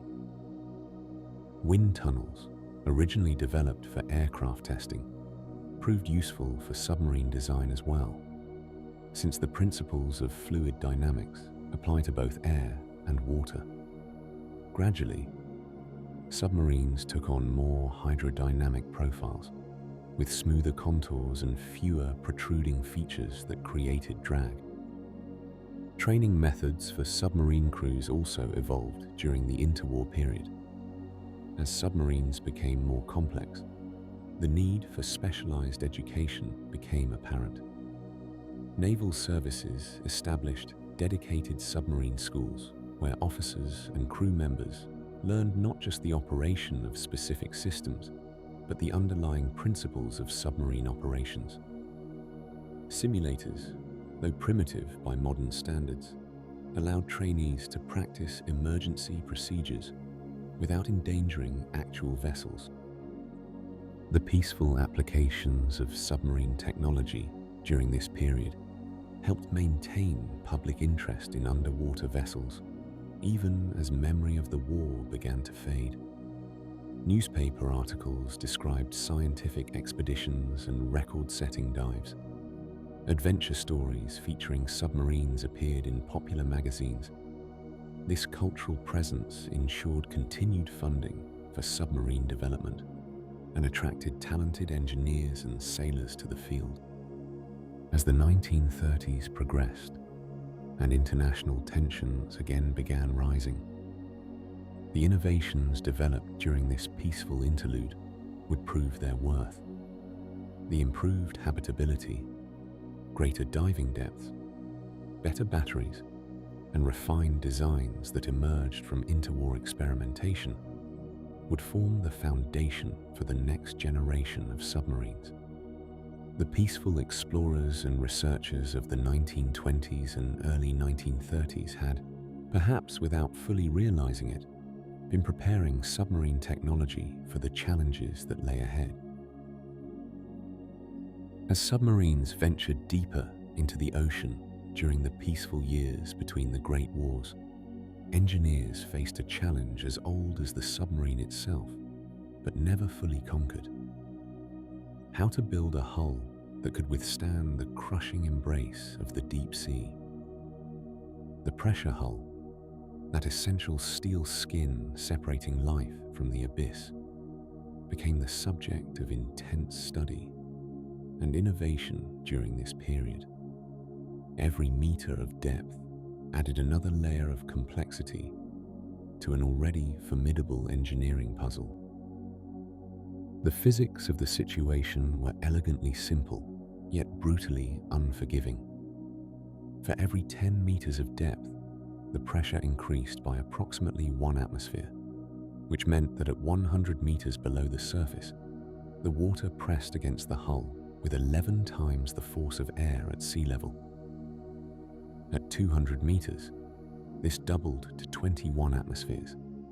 The numbers climbed relentlessly, and somewhere in those depths lay a point where even the strongest hull would buckle and collapse like a tin can crushed in a giant's fist. Engineers studying this problem discovered that the shape of the hull mattered as much as its material. A perfect sphere would have been ideal, distributing pressure evenly across its surface. But such a shape proved impractical for a vessel that needed to move through water efficiently. Instead, designers settled on circular cross-sections for the pressure hull, creating a cylinder capped with curved ends. This shape came closest to the sphere's strength, while maintaining a form that could slip through water with reasonable efficiency. The choice of material occupied countless hours of calculation and testing.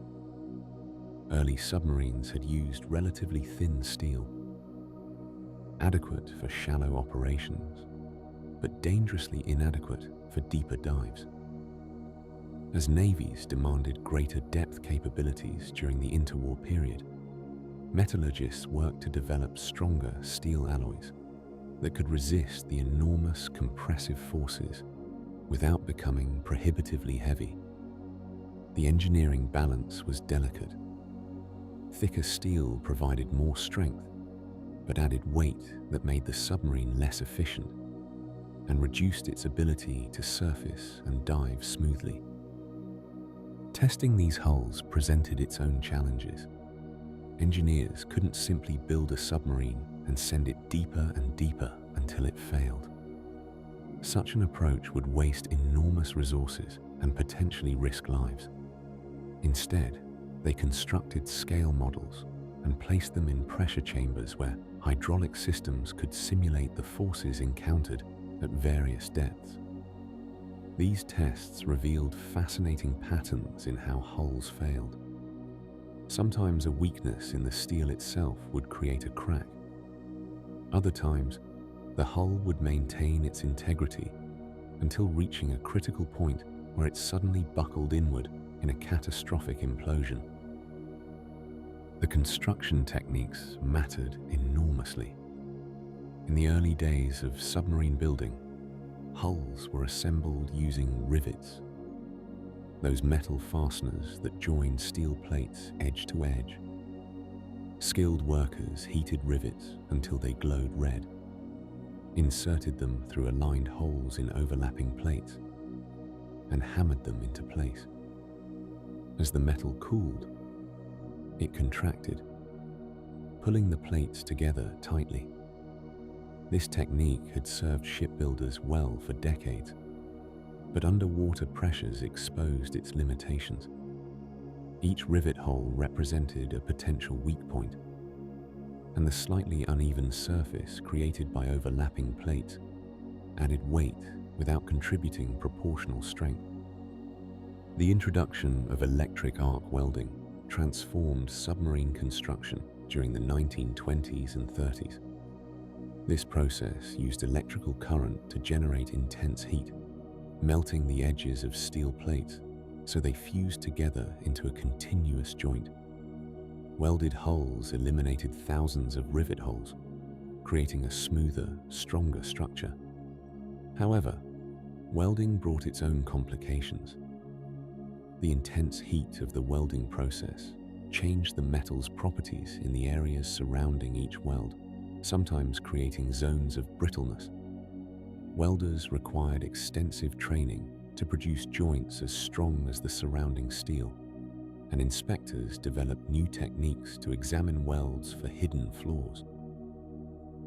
Inside the outer hull, engineers incorporated frames and stiffeners, circular ribs of steel that reinforce the pressure hull, much like ribs support the human chest. These frames were carefully spaced and sized through mathematical calculations that accounted for the hull's diameter, the steel's thickness, and the maximum intended diving depth. The frames prevented the hull from deforming under pressure, but they also added complexity to construction and created internal obstacles that made moving through the submarine more difficult. Some designs employed a double hull configuration, with the pressure hull nested inside a second, lighter outer hull. The space between these hulls served multiple purposes. It could hold fuel or ballast water, and it provided some protection against damage from weapons. This design approach originated in European submarine traditions and offered certain advantages, though it made the submarine larger and more complex to build. The concept of crush depth emerged from these engineering studies, representing the theoretical point at which a submarine's hull would catastrophically fail. This depth existed as a calculated value derived from the steel's properties, the hull's dimensions, and mathematical models of structural failure. Engineers built in substantial safety margins, setting official maximum diving depths well above this theoretical crush depth. But submariners always knew that somewhere below them lay an invisible boundary they dared not cross. Testing and inspection became ritualized procedures in submarine construction. After welding was complete, inspectors examined every inch of every weld, looking for the tiny cracks or voids that could propagate under pressure. Some shipyards used X-ray equipment to peer inside welds, searching for hidden flaws invisible to the naked eye.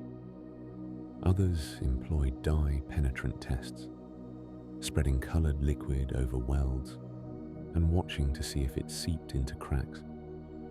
These careful inspections took time and added cost, but they provided the only assurance that the hull would perform as designed when descending into the depths. The interwar period saw maximum diving depths gradually increase as materials and techniques improved. Submarines that once considered 50 meters a significant dive now routinely operated at twice that depth. Engineers pushed boundaries carefully, conducting deep dive tests with skeleton crews and careful monitoring of every sound and vibration. The hull itself spoke during these tests, creaking and groaning as pressure compressed the steel slightly, reminding everyone aboard of the enormous forces at work. These advances in pressure hull engineering made possible the longer, deeper missions that Chapter 11 described, allowing submarines to venture under Arctic ice and explore the ocean frontier with greater confidence. Yet even as these improvements emerged, engineers recognized that the pressure hull represented just one element of submarine survival. The strongest hull in the world meant nothing if the air inside became unbreathable, or if the crew couldn't navigate accurately in the lightless depths. Those challenges awaited different solutions, systems that would transform the sealed steel cylinder into a genuine underwater vessel capable of sustaining human life for extended periods beneath the waves. With the hull designed to withstand crushing pressure and the submarine sealed tight against the ocean depths, engineers faced an equally formidable challenge: keeping the crew alive inside this enclosed steel cylinder. The atmosphere within a submarine presented problems that sailors on surface ships had never encountered. Fresh air, so abundant in the open world above, became a precious commodity that required careful management through increasingly sophisticated systems. In the earliest submarines, air quality presented an immediate and terrifying limitation. The men who cranked the Hunley through Charleston Harbor, or operated Bushnell's Turtle during brief underwater excursions, measured their submerged time not in hours but in minutes. The air they sealed inside with them contained only so much oxygen, and with every breath they depleted it further, while adding carbon dioxide to the confined space. Candles brought aboard to provide light would flicker and die as oxygen levels dropped, giving the crew a grim warning that they needed to surface soon. Headaches, dizziness, and labored breathing signaled that the atmosphere had become dangerous. As submarines grew larger and began staying underwater for longer periods in the late 19th century, inventors sought chemical solutions to extend submerged endurance. They discovered that certain substances could absorb carbon dioxide from the air, allowing the remaining oxygen to be breathed a bit longer. Caustic potash and soda lime became essential components of early life support systems. These chemicals, placed in containers through which air could circulate, would absorb the carbon dioxide that accumulated with each exhalation. The process generated heat as a byproduct, and crews learned to position these scrubber systems carefully within the cramped submarine interior. Yet removing carbon dioxide solved only half the problem. The oxygen itself still depleted with each breath, and as submarine missions extended from minutes to hours, crews needed a way to replenish it. Early solutions were remarkably simple. Some submarines carried compressed oxygen in heavy steel cylinders, which could be released slowly into the atmosphere to maintain breathable air. Others used chemical oxygen generators, employing substances that released oxygen when heated or mixed with water. Potassium chlorate candles, which produced oxygen when burned, offered one solution. Though the irony of creating fire to provide breathable air in a confined space required careful management. The interplay between removing poisonous gases and adding fresh oxygen became a careful balancing act. Submarine designers created circulation systems using fans and ducting to move air through scrubbers and past oxygen release points, ensuring that every compartment received refreshed atmosphere. In longer submarines, this circulation became critical. A crew member working in the engine room breathed air heavy with oil fumes and heat, while men in the torpedo room experienced different atmospheric conditions. Engineers designed systems to draw contaminated air from areas where it accumulated, pass it through purification equipment, and return it refreshed to living spaces. Humidity presented another persistent challenge in the sealed submarine environment. Human bodies constantly released moisture through breathing and perspiration, and in the enclosed hull with its cold metal walls, this moisture condensed everywhere. Water droplets formed on pipes and bulkheads, creating pools on the deck and promoting rust on every metal surface. Early submariners worked in environments that dripped constantly, where clothing never fully dried and bedding felt perpetually damp. This moisture encouraged mold growth and created uncomfortable living conditions that affected crew health and morale during extended patrols. Chemical dehumidification systems gradually addressed this problem. Substances like calcium chloride absorbed water from the air, though they required regular replacement or regeneration. Later systems used refrigeration technology to cool air below its dew point, condensing water that could be collected and removed. These systems required careful energy management as they drew power from the same batteries that ran the motors and other essential equipment. As diesel-electric submarines became standard in the early 20th century, another atmospheric hazard emerged. Diesel engines, when run on the surface to charge batteries, produced exhaust that needed venting. If these engines ran while the submarine remained partially submerged or used a snorkel, any malfunction in the exhaust system could allow deadly carbon monoxide to enter the crew spaces. Engineers developed sensitive detection systems and carefully designed ventilation paths to ensure combustion gases never mixed with breathing air. The distinctive smell of diesel permeated every submarine despite these precautions, becoming an indelible part of the submariner's experience. Temperature control became increasingly important as submarines operated in diverse climates and stayed submerged longer. Without it, submarines in tropical waters became sweltering steel ovens, while those operating in Arctic regions grew bitterly cold. Heat generated by machinery, batteries, and the crew themselves accumulated in the sealed hull. Early submarines had no effective climate control, and crews simply endured whatever temperatures resulted from their environment and equipment operation. Men worked stripped to minimal clothing in tropical deployments, while Arctic operations required layers of wool even inside the boat. The development of air conditioning systems specifically designed for submarines marked a significant improvement in habitability. These systems not only controlled temperature, but also assisted with dehumidification, creating more comfortable conditions for crews who might spend weeks or months sealed inside their vessel. The systems needed to operate efficiently with limited power and in the confined spaces available, leading to compact designs that could be integrated into the submarine's existing systems. Nuclear-powered submarines, with their virtually unlimited power generation, revolutionized life support capabilities.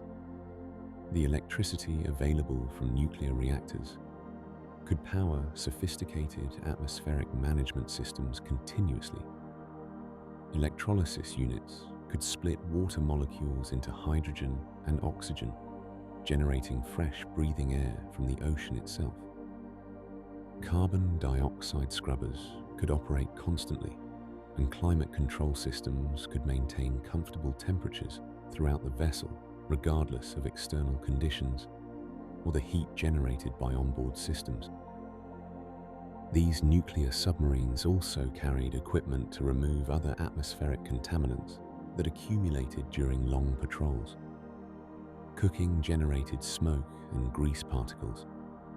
Machinery produced oil vapors. Batteries released hydrogen during charging. Paint, adhesives, and cleaning products all contributed their own chemical traces to the air. Sophisticated filtration systems using activated charcoal and other media removed these contaminants, while atmospheric monitoring equipment constantly analyzed air quality to ensure it remained within safe parameters.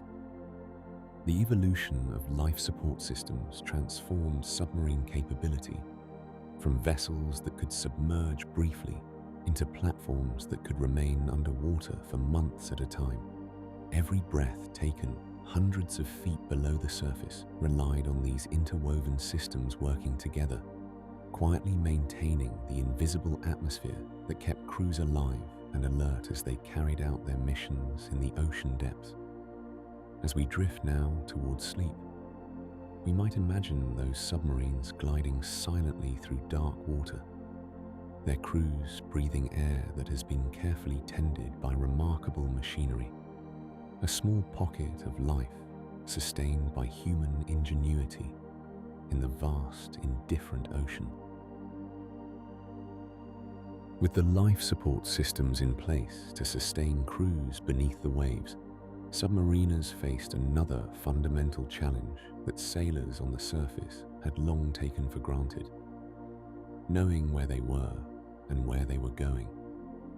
Navigation, that ancient art of finding one's way across the earth, becomes an entirely different puzzle when practiced in the dark, silent world beneath the ocean's surface. Imagine for a moment the disorientation of submerging beneath the waves in those early submarines. The familiar reference points that had guided mariners for thousands of years simply vanished. No sun to mark the passage of time or indicate direction. No stars to guide the way at night.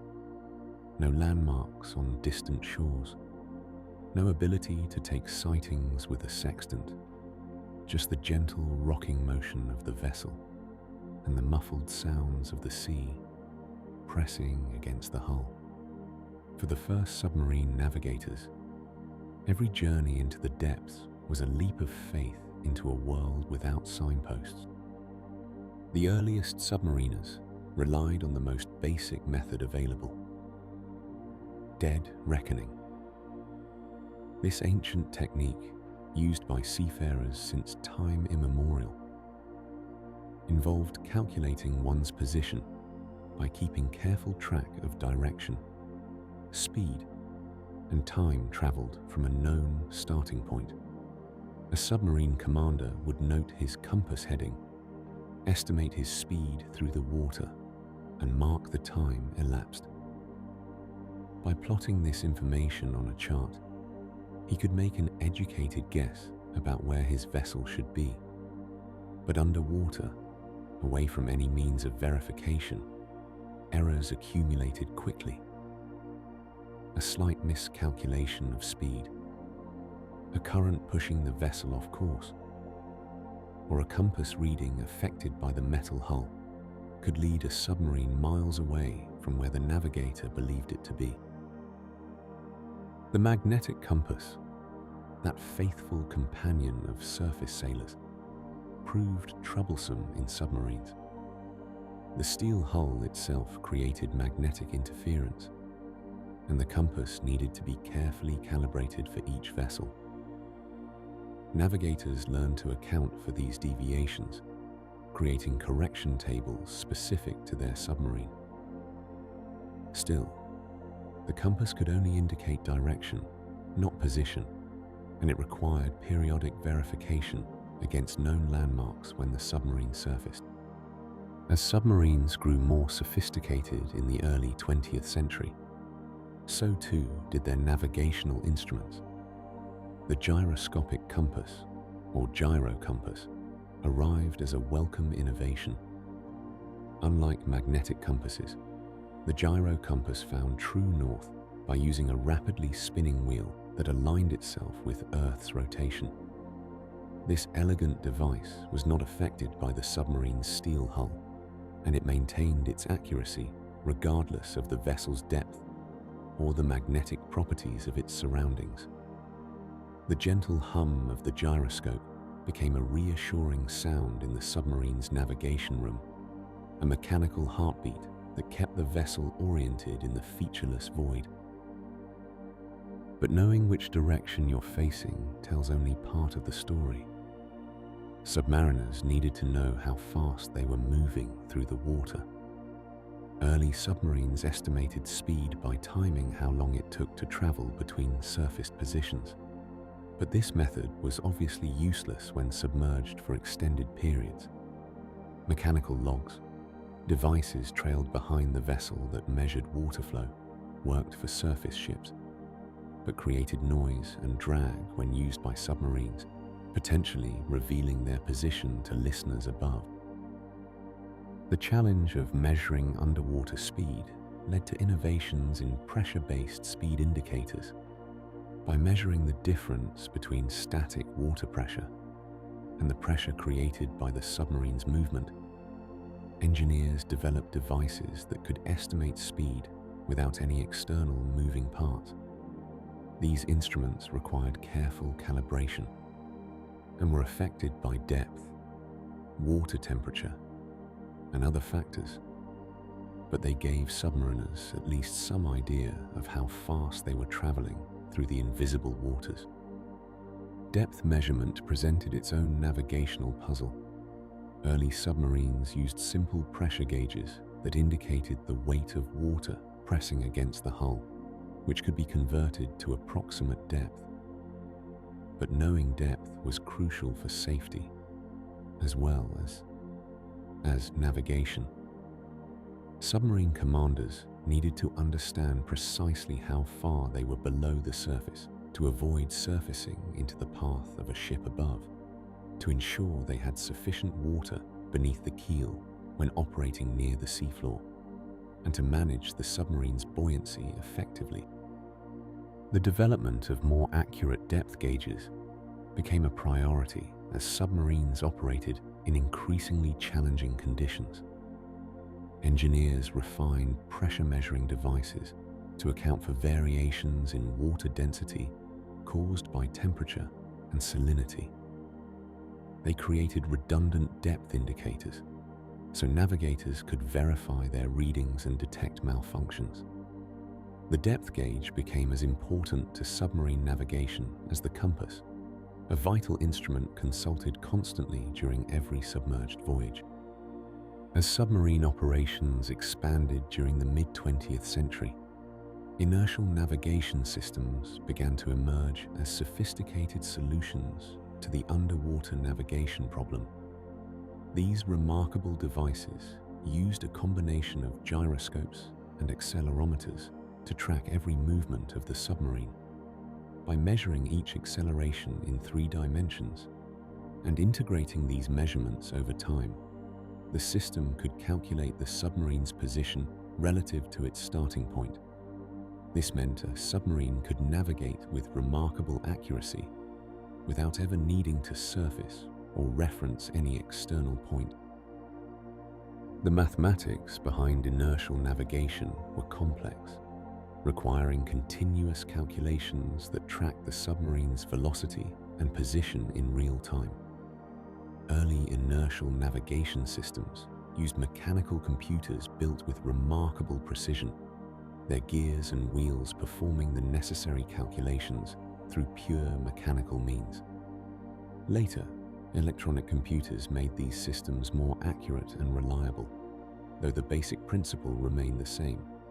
By knowing every movement the submarine made, the system could always calculate where the vessel must be. These inertial systems weren't perfect. Small errors in measurement accumulated over time, causing the calculated position to drift gradually away from the submarine's true location.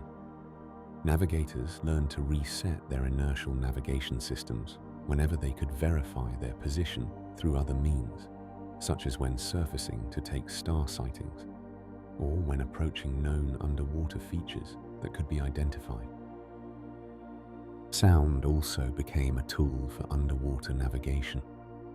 Echo sounders, devices that sent pulses of sound downward and measured the time until the echo returned from the seafloor, allowed submarines to map the ocean bottom beneath them. By comparing these depth readings with nautical charts showing seafloor topography, skilled navigators could sometimes determine their position by recognizing distinctive underwater mountains, valleys, or other features. This technique, called contour navigation, required detailed charts and considerable expertise, but it provided a way to verify position without revealing the submarine's presence. As navigation technology advanced, submarines gained the confidence to venture into increasingly challenging waters. The Arctic Ocean, with its ice-covered surface that prevented surfacing, became navigable through the combination of inertial navigation and under-ice sonar. Submarines learned to navigate through narrow straits and channels with precision, using their sophisticated instruments to maintain awareness of their position, even in complete darkness beneath hundreds of feet of water. The navigation room of a modern submarine became a place of quiet concentration, where navigators synthesized information from multiple sources to maintain awareness of the vessel's position. Charts spread across plotting tables showed the submarine's track through the ocean. Instruments updated constantly with information about speed, depth, and direction. The gentle working sounds of the navigation equipment created a rhythmic background, a technological symphony that guided the vessel safely through the hidden seascape. From the uncertain compass readings and rough estimates of the earliest submarines to the sophisticated systems that could track position with remarkable precision, underwater navigation evolved into a refined science.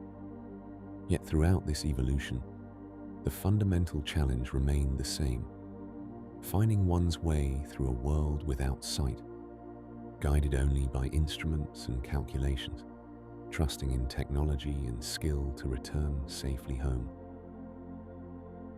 The outbreak of the Second World War in 1939 found submarine technology at a curious crossroads.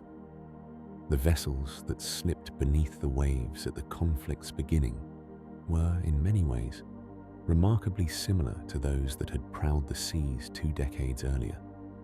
Yet the 6 years of intensive warfare that followed would transform submarines more dramatically than any period before, driven by the urgent demands of naval combat and the ingenuity of engineers working under tremendous pressure. As war spread across the Atlantic and Pacific, submarine fleets on all sides quickly discovered that their vessels faced challenges that peacetime exercises had never fully revealed. The submarines of 1939 could submerge and attack, certainly, but they spent most of their operational time on the surface, using their diesel engines to travel between patrol areas. When enemy aircraft or warships appeared, they would crash dive to safety. But these submersed periods were necessarily brief. Battery power drained quickly when running underwater, and the air inside the pressure hull would gradually become stale and difficult to breathe. German engineers, facing the particular challenge of operating in waters where Allied air patrols grew increasingly effective, developed an innovation that would prove remarkably influential. The schnorkel, or snorkel as it became known in English, was a retractable tube that could extend above the water's surface while the submarine remained submerged at periscope depth. This seemingly simple device allowed submarines to run their diesel engines while underwater, drawing air from the surface and expelling exhaust gases through a second pipe. The concept itself wasn't entirely new. Dutch submarines had experimented with similar devices before the war, but German engineers refined the technology into a practical system. The snorkel transformed submarine operations in subtle but important ways. Submarines could now charge their batteries, while remaining hidden beneath the waves, reducing their vulnerability to air attack during what had previously been dangerous surface running. The device had its limitations, of course. The submarine could only travel at periscope depth, and the breathing tube itself could be spotted by vigilant observers. The air pressure inside the hull would fluctuate as waves washed over the snorkel head valve, creating uncomfortable conditions for the crew. Despite these drawbacks, the snorkel represented exactly the kind of practical innovation that emerged from operational necessity. Battery technology itself advanced significantly during the war years. Engineers developed higher capacity batteries that could store more electrical energy in the same space, extending the time submarines could operate while fully submerged. These improvements involved refined electrode designs and better electrolyte formulations, squeezing more performance from the fundamental lead-acid battery chemistry that had powered submarines for decades. While these advances might seem modest compared to the revolutionary changes that would come later, they made meaningful differences to submarine crews, measuring their underwater endurance in hours. Periscope design evolved considerably as well. The simple optical tubes of earlier submarines gave way to more sophisticated instruments, featuring improved lens systems that gathered more light, making observation possible in darker conditions. Engineers added filters and coatings to reduce glare and improve image clarity. Some periscopes incorporated range-finding mechanisms, allowing submarine commanders to estimate distances to targets more accurately. The periscopes themselves became more robust, with better seals to prevent water intrusion, and smoother raising and lowering mechanisms that reduced the telltale feather of spray that could betray a submarine's position. The war drove improvements in diving speed and depth capability. Engineers strengthened hull construction and improved ballast tank systems, allowing submarines to submerge more quickly when threatened and to dive deeper when pursued by surface ships. These changes involved careful attention to countless details: better valve designs, more efficient pump systems, refined calculations of weight distribution. The submarines that emerged from shipyards in the war's later years could crash dive in less than a minute and operate safely at depths that would have endangered earlier vessels. Torpedo technology advanced alongside the submarines that launched them. Acoustic homing torpedoes appeared, capable of detecting the sounds of a ship's propellers and adjusting their course to intercept the target. These weapons weren't perfect. They could be confused by countermeasures or erratic target movements, but they represented a significant improvement over torpedoes that simply traveled in a straight line.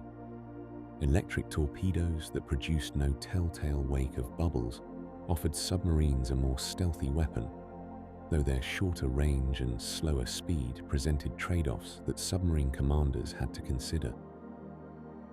Submarine construction itself became more efficient and standardized as the war progressed. Shipyards developed prefabrication techniques, building submarine sections in different parts of the facility before assembling them.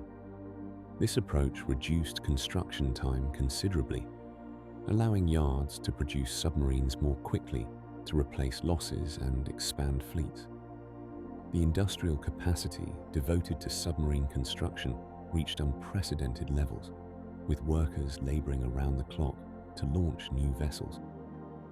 In the Pacific theater, submarines faced different challenges than their Atlantic counterparts. The vast distances involved required vessels with greater range and endurance. Submarines operating in tropical waters dealt with heat and humidity that strained both equipment and crews. Air conditioning systems, previously considered a luxury, became important for maintaining operational efficiency in sweltering conditions. Fresh water production through evaporators improved, addressing the critical need for drinking water and cooling system supply during extended patrols. The crews who operated these increasingly sophisticated submarines developed new tactics and procedures through hard-won experience. Training programs evolved to prepare submariners for the particular demands of combat operations. Simulators appeared, allowing crews to practice attacks and emergency procedures without putting actual submarines at risk. The knowledge accumulated by experienced crews was systematically captured and shared, improving the performance of newly commissioned vessels. As the war progressed into its later years, some truly revolutionary submarine designs emerged, though most arrived too late to significantly impact the conflict. German-type P1 submarines incorporated streamlined hulls designed for underwater rather than surface performance, foreshadowing the submarines of the future. These vessels carried much larger batteries, allowing sustained high-speed underwater travel that could outrun pursuing escort ships. Their hydraulically loaded torpedo tubes could be reloaded quickly, and improved crew quarters suggested that designers were thinking about extended underwater operations. The war's end in 1945 found submarine technology transformed from where it had begun just 6 years earlier.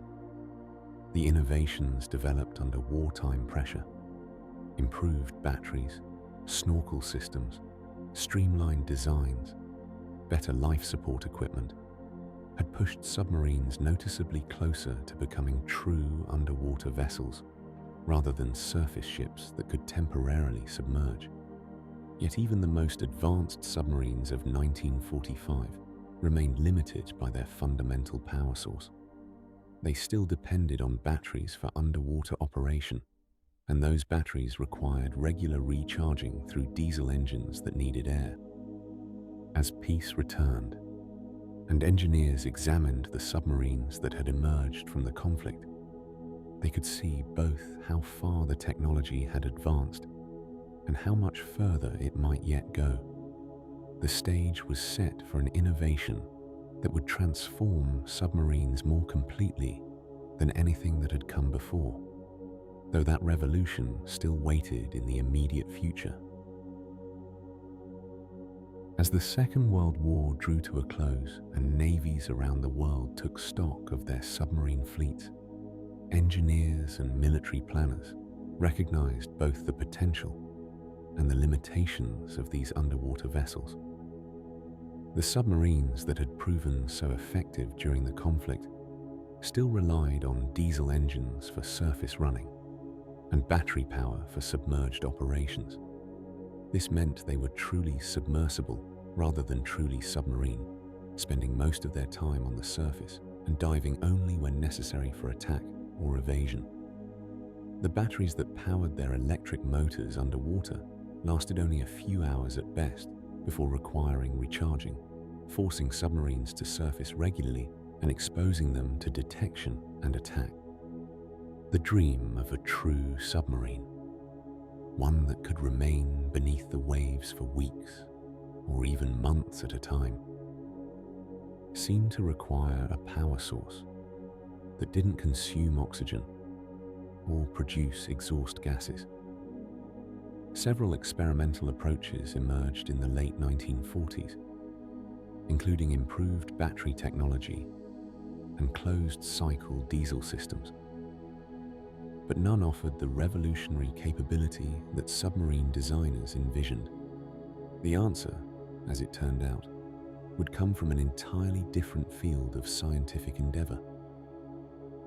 In the aftermath of the war, nuclear physics had emerged from the secret laboratories where atomic weapons had been developed. The enormous energy released by controlled nuclear fission presented possibilities beyond weapons. and forward-thinking engineers began considering peaceful applications of this powerful technology. Among them was Captain Hyman Rickover of the United States Navy, an engineering duty officer who became convinced that nuclear reactors could provide the unlimited power that submarines needed. Rickover's vision faced substantial skepticism. Nuclear reactors in the late 1940s were large, experimental installations requiring constant monitoring and maintenance. The idea of miniaturizing this technology to fit inside a submarine hull, where it would operate reliably in a confined space while withstanding depth charges, emergency maneuvers, and the stresses of deep diving, seemed extraordinarily ambitious. Furthermore, the reactor would need to operate safely with a crew living and working just meters away from the nuclear core. The engineering challenges were formidable. A submarine nuclear reactor needed to be compact yet powerful, generating enough steam to drive turbines that would propel a vessel of several thousand tons through the water at high speeds. It needed redundant safety systems that would function even if the submarine took damage or lost power. The reactor had to operate reliably at steep angles during diving and surfacing, and continue functioning even when subjected to the violent rolling and pitching of a submarine in rough seas. Heat removal presented another critical challenge. Nuclear reactors generate tremendous amounts of heat that must be continuously removed to prevent damage to the reactor core. On land-based reactors, this heat could be dissipated into the atmosphere or nearby water sources.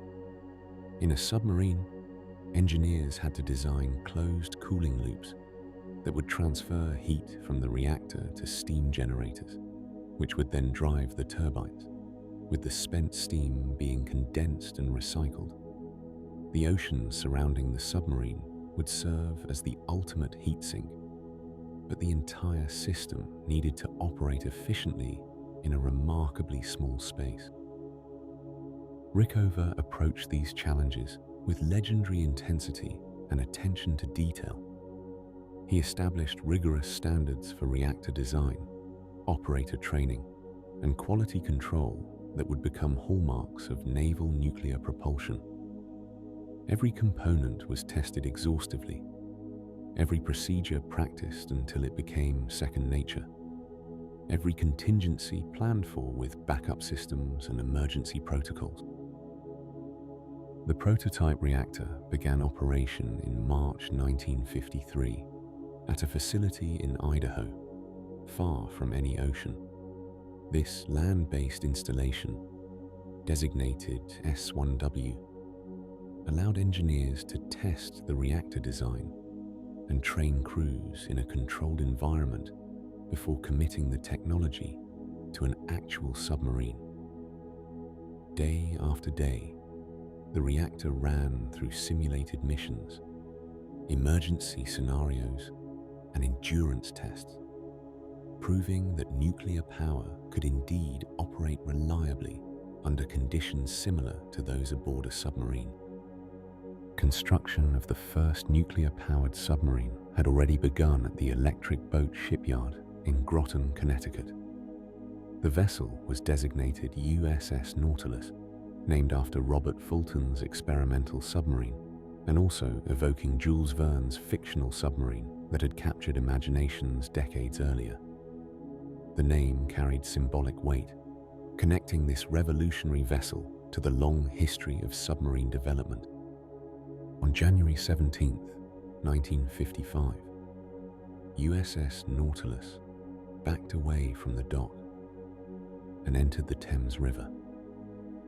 Her commanding officer sent the historic message that would be remembered for generations: underway on nuclear power. Those 4 simple words marked a fundamental transformation in submarine capability and naval warfare. The difference was immediately apparent. where conventional submarines of the era could achieve perhaps 9 knots submerged for a few hours before exhausting their batteries. Nautilus could maintain 20 knots or more while submerged for days on end. She didn't need to surface to run diesel engines and recharge batteries. She didn't need to expose a snorkel mast that could be detected by radar.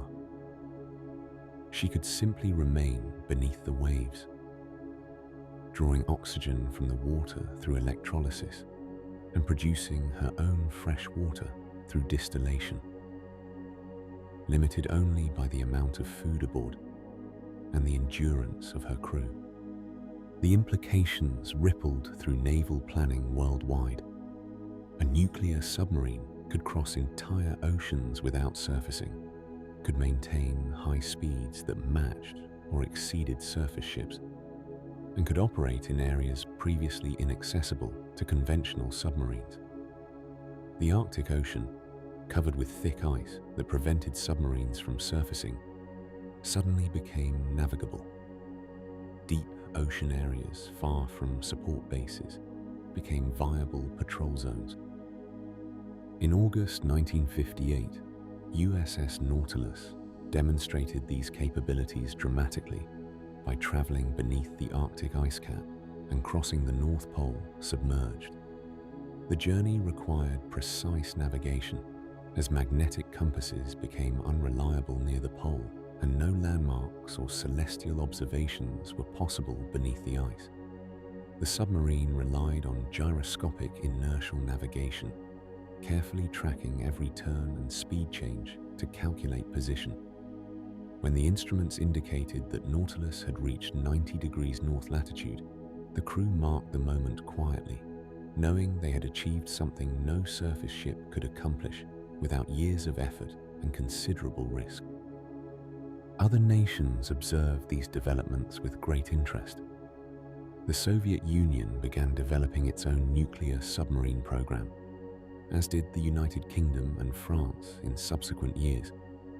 Each nation adapted the basic concept of nuclear propulsion to their own engineering traditions and strategic requirements, but all recognized that nuclear power had fundamentally changed what submarines could accomplish. The early nuclear submarines were not without limitations and challenges.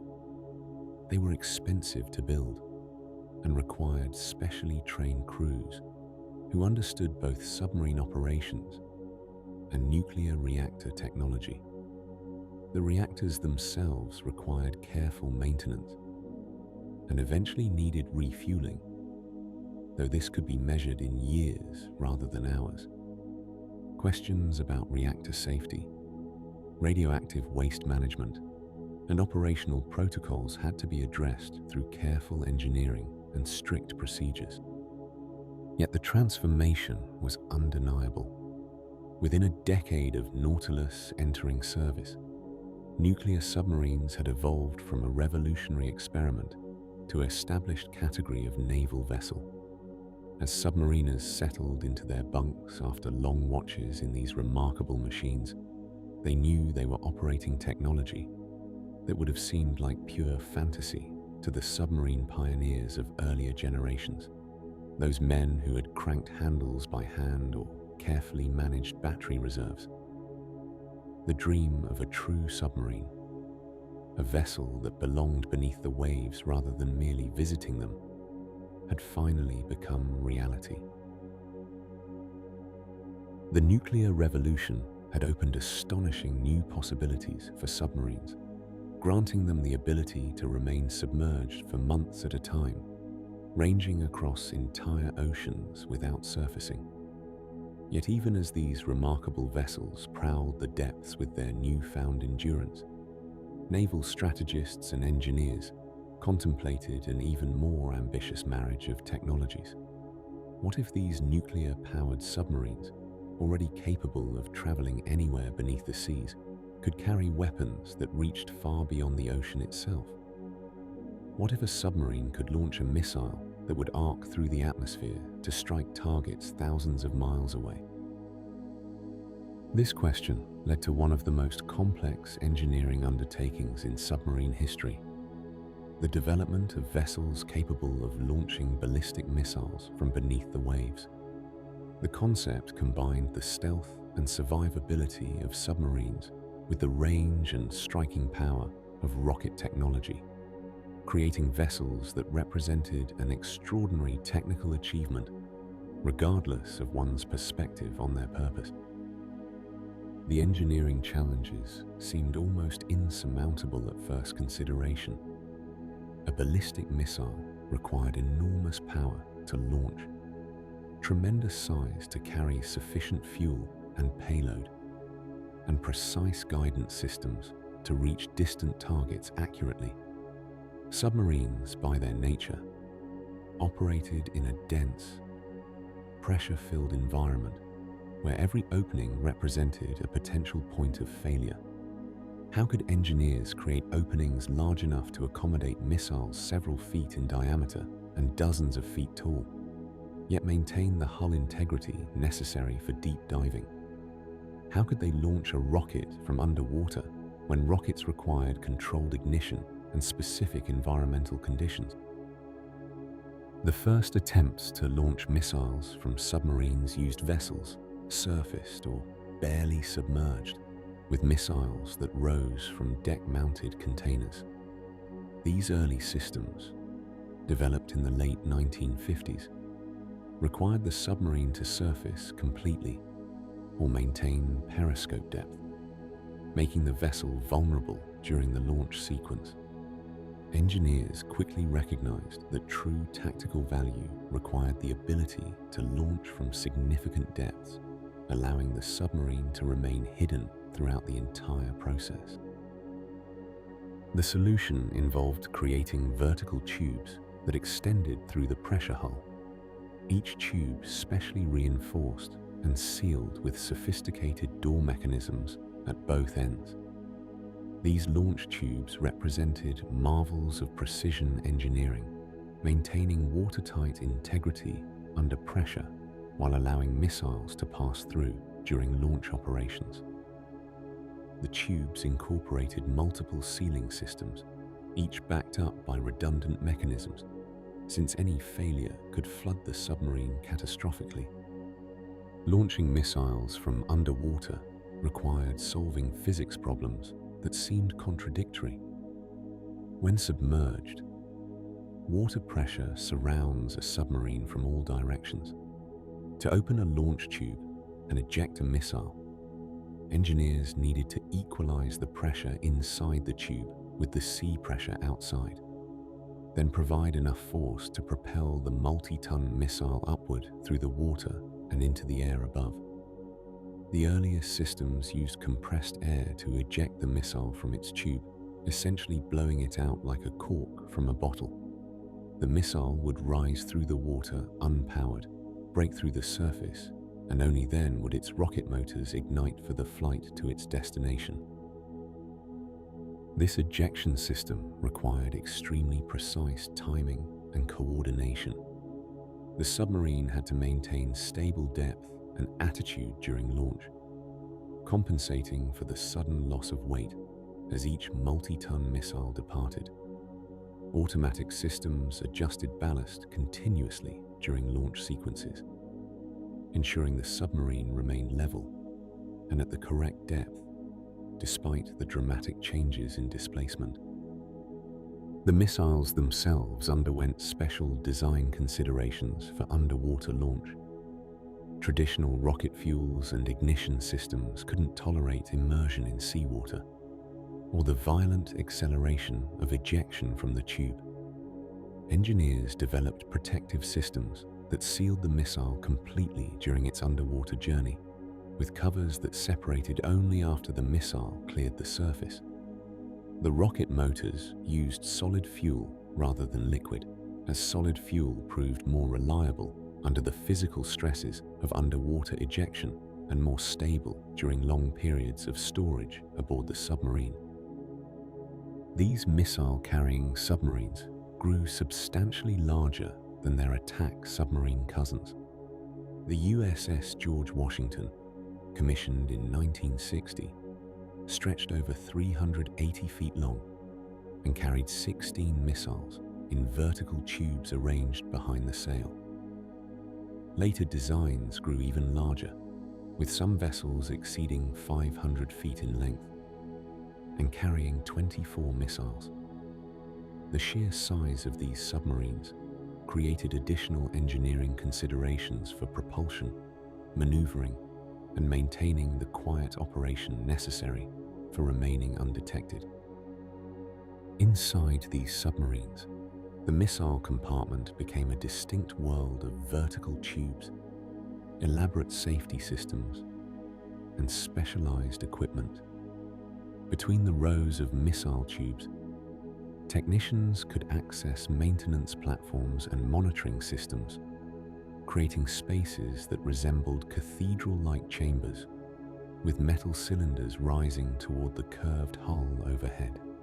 The atmosphere in these compartments carried a particular quality of purposeful calm, where everything existed in careful preparation for events that everyone hoped would never occur.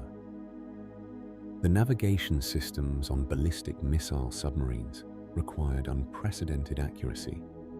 A missile launched from a moving, submerged platform needed to know precisely where it started its journey to calculate the correct trajectory.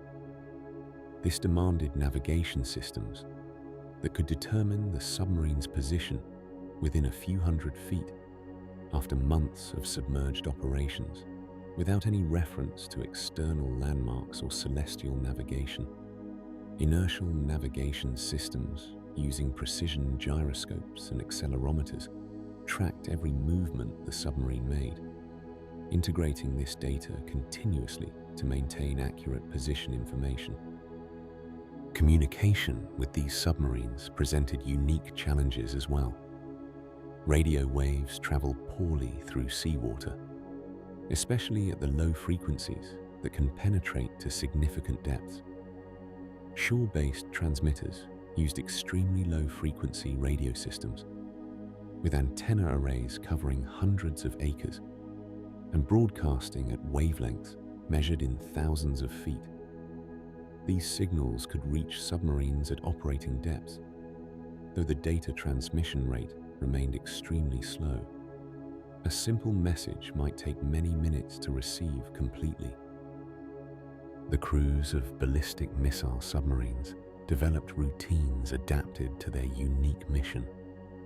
These vessels typically operated on extended patrols lasting 2 to 3 months, during which they might never surface or see daylight. 2 complete crews alternated, one taking the submarine on patrol, while the other rested and trained ashore.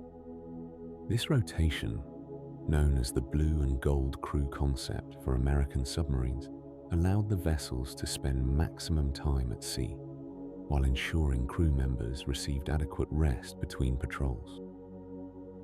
Life aboard during these extended, submerged patrols followed carefully structured rhythms. Without natural light, crews maintained regular schedules based on arbitrary day and night periods. The nuclear reactor provided abundant power for air conditioning, water distillation, and even luxuries like ice cream machines and movie projections, making the environment more comfortable than on earlier submarines. Still, the knowledge that months might pass without seeing the sky or breathing fresh air required particular psychological resilience. The engineering achievement these submarines represented extended beyond any single system to encompass the successful integration of countless technologies into a functioning whole. Nuclear propulsion, precision navigation, sophisticated communications, missile ejection systems, environmental control, and all the standard submarine systems had to work together flawlessly. The reliability required for multi-month patrols underwater with strategic weapons aboard demanded redundancy, quality control, and maintenance procedures of the highest order. As these technological marvels slipped silently through the ocean depths, they embodied humanity's remarkable ability to adapt sophisticated machinery to the challenging underwater environment, creating vessels that could perform complex operations in conditions far removed from the world above. While military submarines prowled the oceans with their strategic missions, another branch of submarine development quietly pursued entirely different goals. These were vessels designed not for concealment or warfare, but for discovery. Research submarines opened windows into the deepest realms of Earth's oceans, places where eternal darkness reigned, and pressures could crush steel like paper. The engineers who designed these specialized craft faced challenges that made conventional submarine design seem almost simple by comparison. The distinction between military and research submarines became apparent in every aspect of their construction. Where naval submarines prioritized range and endurance, research vessels needed observation capabilities. Where attack submarines emphasized speed and stealth, deep-sea explorers required extraordinary crush-resistant hulls and brilliant external lighting. These research craft emerged as unique solutions to humanity's desire to see what lay in the ocean's most inaccessible places. The bathyscaphe represented one of the most elegant solutions to deep ocean exploration. The name itself, coined by inventor Auguste Piccard, combined Greek words meaning deep and boat. Unlike traditional submarines that used ballast tanks filled with air or water to control buoyancy, the bathyscaphe employed a revolutionary design. A large float chamber filled with gasoline provided buoyancy, since gasoline is lighter than water and, crucially, nearly incompressible even at extreme depths. Beneath this float hung a small spherical cabin made of extremely thick steel, just large enough for 2 or 3 observers. Auguste Piccard brought to submarine design a mind already proven in high-altitude ballooning, where he had pioneered pressurized gondolas for stratospheric research. He recognized that entering the ocean's deepest trenches required thinking about pressure vessels in new ways. The bathyscaphe's observation sphere needed walls several inches thick, with tiny windows made of conical blocks of acrylic or glass that grew stronger under pressure as the ocean tried to push them inward into their tapered frames. The first bathyscaphe, FNRS-2, completed its initial unmanned dive in 1948. Like many pioneering vessels, it experienced difficulties that led to improvements. Piccard and his son Jacques refined the design, creating Trieste, a bathyscaphe that would eventually become legendary. The Italian city of Trieste sponsored its construction in 1953, and the vessel combined Swiss engineering precision with Italian manufacturing skill. Trieste appeared ungainly compared to sleek military submarines. Its large gasoline-filled float looked like an enormous surfboard or blimp, painted white to remain visible during surface operations. The observation sphere hung beneath like a round steel droplet, its tiny windows offering limited but precious views of the deep ocean. The craft descended by releasing gasoline for permanent ballast, and ascended by releasing iron pellets held by electromagnets. This elegantly simple system required no pumps or compressed air, just the basic physics of density and buoyancy. The US Navy acquired Trieste in 1958, recognizing its potential for deep ocean research. Naval officers and civilian scientists began planning an extraordinary expedition to the deepest known point on Earth, the Challenger Deep in the Mariana Trench, where the ocean floor lay nearly 7 miles below the surface. The pressure at such depths exceeded 8 tons per square inch, enough to compress the bathyscaphe steel sphere by a fraction of an inch and test every welded seam to its absolute limit. On January the 23rd, 1960, US Navy Lieutenant Don Walsh and Jacques Piccard guided Trieste downward into the Challenger Deep. The descent took nearly 5 hours as the bathyscaphe sank slowly through zones of decreasing light. First, the brilliant blue of shallow water gave way to deeper azure, then to the twilight blue-green, and finally to absolute blackness. The temperature outside dropped to just a few degrees above freezing. Strange creatures drifted past the tiny windows, bioluminescent organisms sparkling like stars in the inky darkness. At 35,797 feet, Trieste touched the ocean floor. Walsh and Piccard peered through their small windows at a landscape no human had ever witnessed. To their surprise and scientific delight, they observed a flat fish swimming past, proving that life existed even at Earth's most extreme ocean depths. They spent 20 minutes on the bottom, taking measurements and observations before releasing ballast for the ascent. The 3-hour return to the surface completed a journey that expanded human knowledge about the ocean's deepest realms. Other research submarines took different approaches to deep-sea exploration. Alvin, launched in 1964, became perhaps the most famous deep-sea research vessel, operated by Woods Hole Oceanographic Institution. Rather than pursuing maximum depth alone, Alvin's designers created a more maneuverable craft capable of conducting extensive work at moderate depths. Its 3-person sphere, mechanical arms, and collection baskets allowed scientists to gather samples, place instruments, and conduct detailed observations during dives lasting up to 9 hours. Alvin's contributions to oceanography proved immense.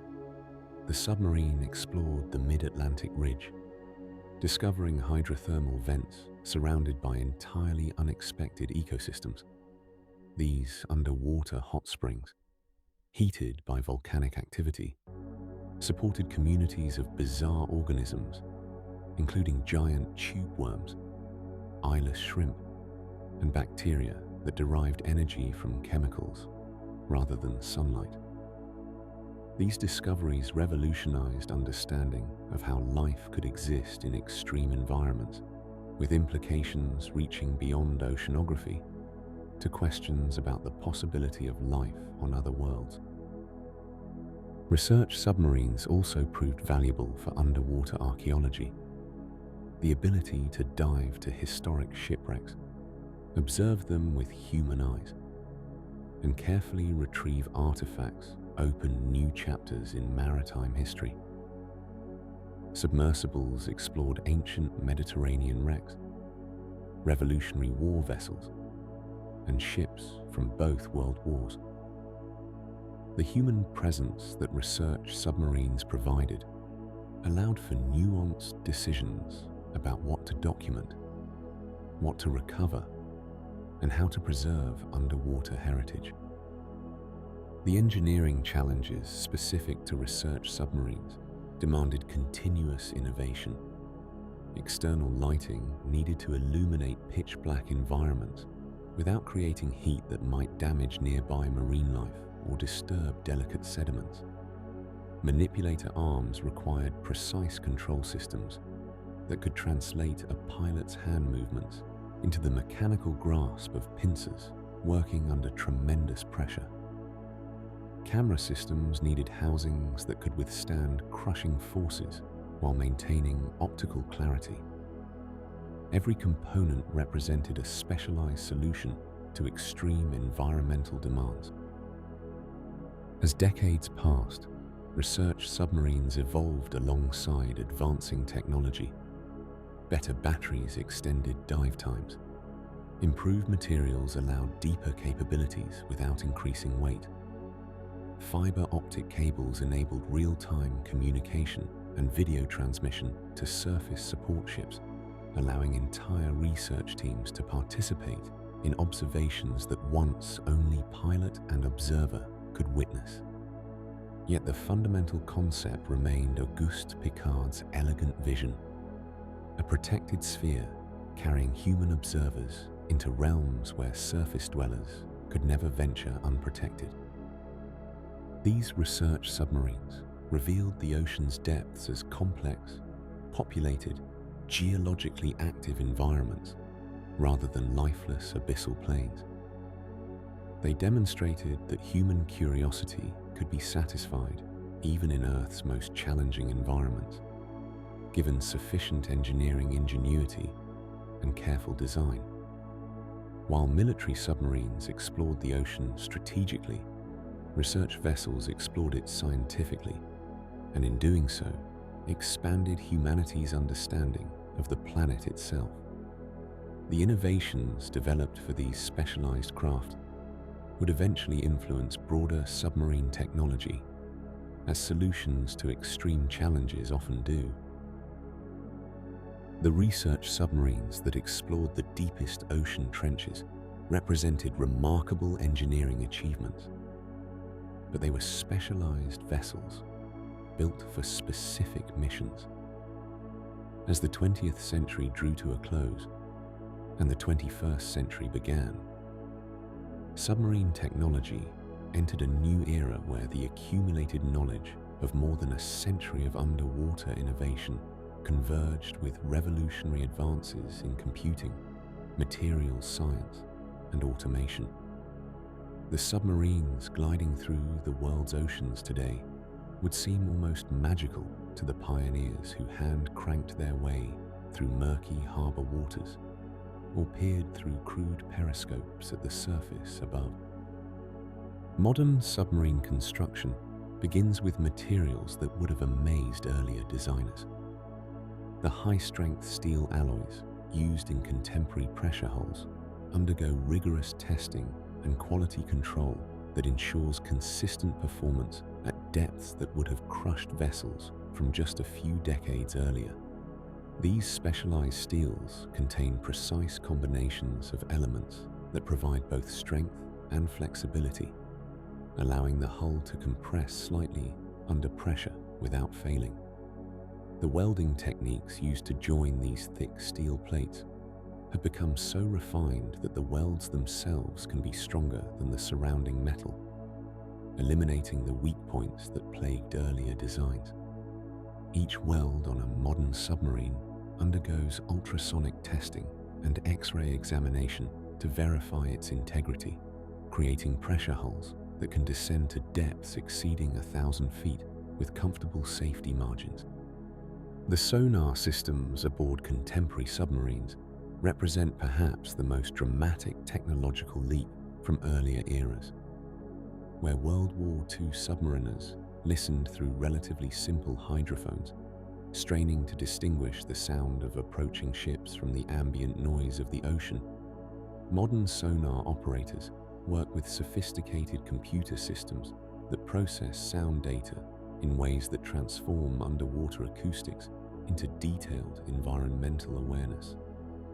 Passive sonar arrays stretching along a submarine's hull can detect and classify contacts at remarkable distances, distinguishing between different types of vessels by their unique acoustic signatures.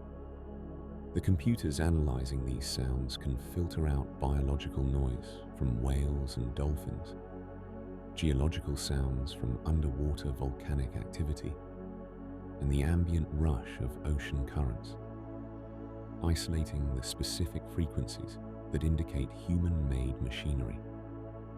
Advanced signal processing algorithms can even determine whether a distant contact is a commercial freighter, a fishing vessel, or another submarine, all without emitting any sound that might reveal the listening submarine's position. Active sonar systems, which emit sound pulses and listen for their reflections, have similarly evolved. Modern submarines carry sophisticated active sonar that can map the ocean floor with precision, useful for navigation or scientific study, though they employ this capability sparingly, since active sonar reveals a submarine's location. The integration of sonar data with computer navigation systems creates a three-dimensional picture of the underwater environment, displaying information on screens that look more like sophisticated video games than the simple plotting boards of earlier decades. For conventional submarines, those powered by diesel-electric systems rather than nuclear reactors, the late 20th century brought innovations that dramatically improved their underwater endurance.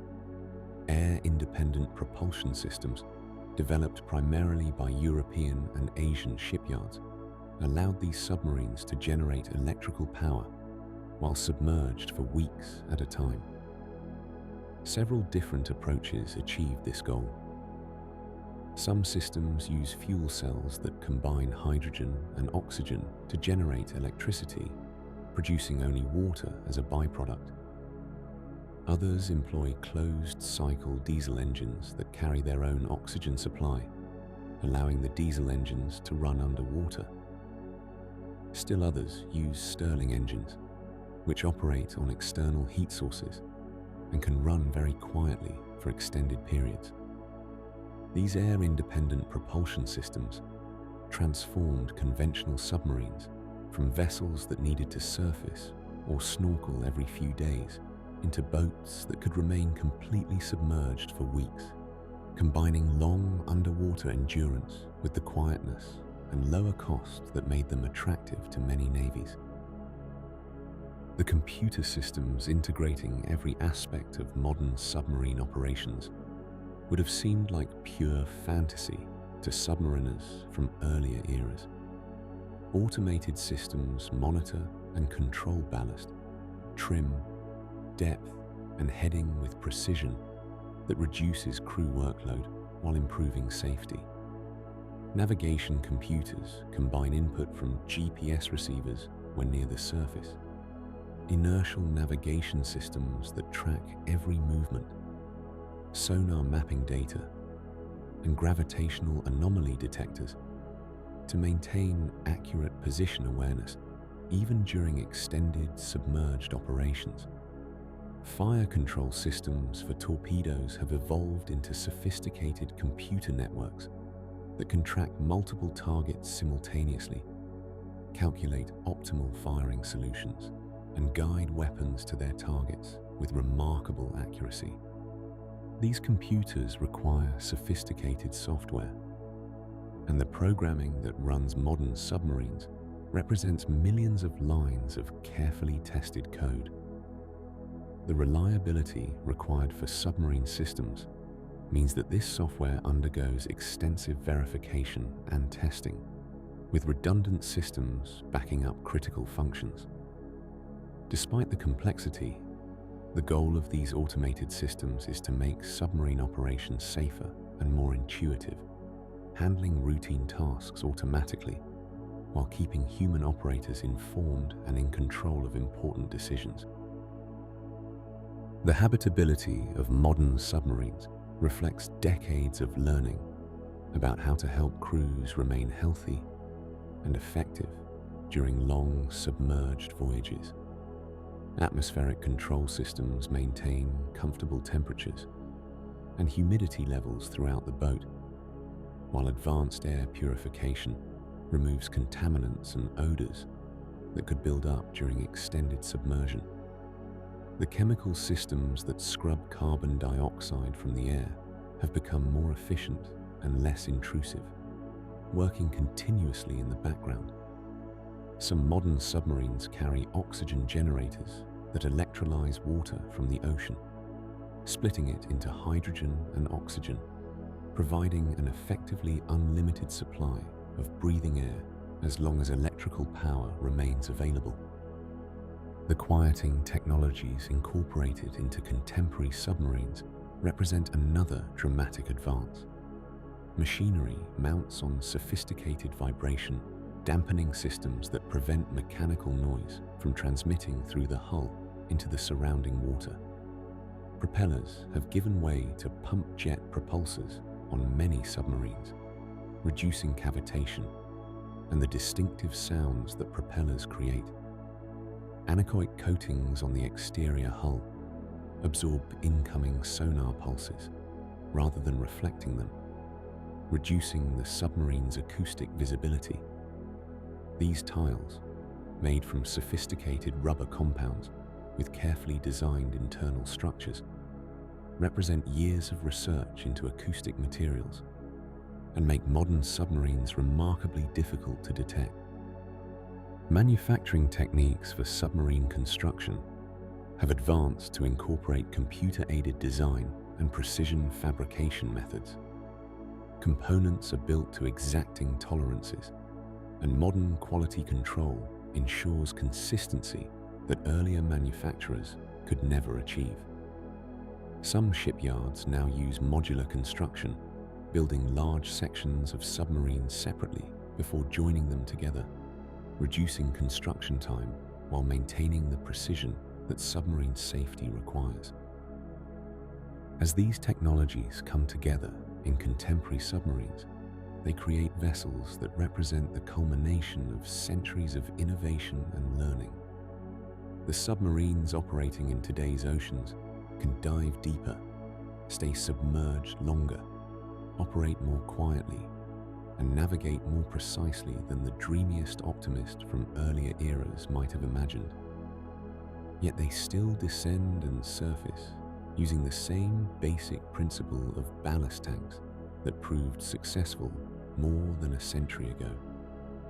Still navigate by understanding their position and movement through the water, and still rely on human crews making decisions based on the information their instruments provide. The engineering marvels gliding silently through the depths today stand on foundations laid by generations of inventors, submariners, and engineers who gradually solved each challenge in the complex puzzle of underwater navigation. As we come to rest at the end of our long journey through submarine history, we find ourselves looking forward into waters not yet charted, toward technologies still taking shape in research laboratories and testing facilities around the world. The evolution of submarines has brought us from leather-covered wooden frames rowed beneath the Thames to nuclear-powered vessels that can circle the globe without surfacing. And yet the ocean depths still call to human ingenuity with their mysteries and possibilities. In quiet facilities along coastlines and in landlocked testing centers, engineers work on unmanned underwater vehicles that represent perhaps the most significant shift in submarine technology since nuclear power. These robotic explorers, free from the constraints of human life support, can venture into depths and conditions that would be impossibly dangerous for crewed vessels. Some are tethered to surface ships by slender cables that carry power and control signals, while others roam autonomously, making their own decisions based on pre-programmed instructions and artificial intelligence. These machines map the ocean floor in extraordinary detail, inspect underwater pipelines and cables, and explore environments where the pressure would crush conventional submarines. The technology that allows them to navigate, process information, and complete complex tasks without human guidance represents a remarkable achievement in computer engineering and robotics. Yet even as unmanned vehicles take on many traditional submarine tasks, there remains strong interest in small personal submarines for tourism, research, and private exploration. These compact vessels, designed to carry one or two people, open underwater realms to individuals who are not military submariners or professional oceanographers. Modern materials like carbon fiber and advanced plastics, combined with improved battery technology, make these small craft more practical than ever before. Transparent pressure spheres give occupants panoramic views of the underwater world, while simplified controls and automated systems make operation accessible to people with modest training. Some designs can operate for hours at depths where coral reefs flourish and marine life abounds, creating opportunities for observation and documentation that would have amazed the pioneers who first descended in diving bells. The propulsion systems of future submarines may look quite different from anything we have seen before. Engineers experiment with biomimetic designs that copy the swimming motions of fish and marine mammals, using flexible fins and undulating surfaces instead of conventional propellers. These systems move through water more quietly and efficiently than rotating blades, creating less disturbance and consuming less power.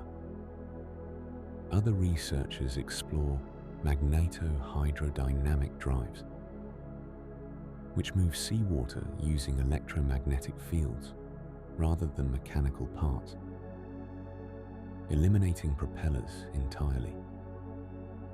Though such systems remain largely experimental, they hint at submarines that might glide through the ocean with barely a whisper, leaving almost no trace of their passage. Materials science continues to offer new possibilities for submarine construction. Researchers develop stronger, lighter alloys and composite materials that can withstand greater pressures while weighing less than traditional steel hulls.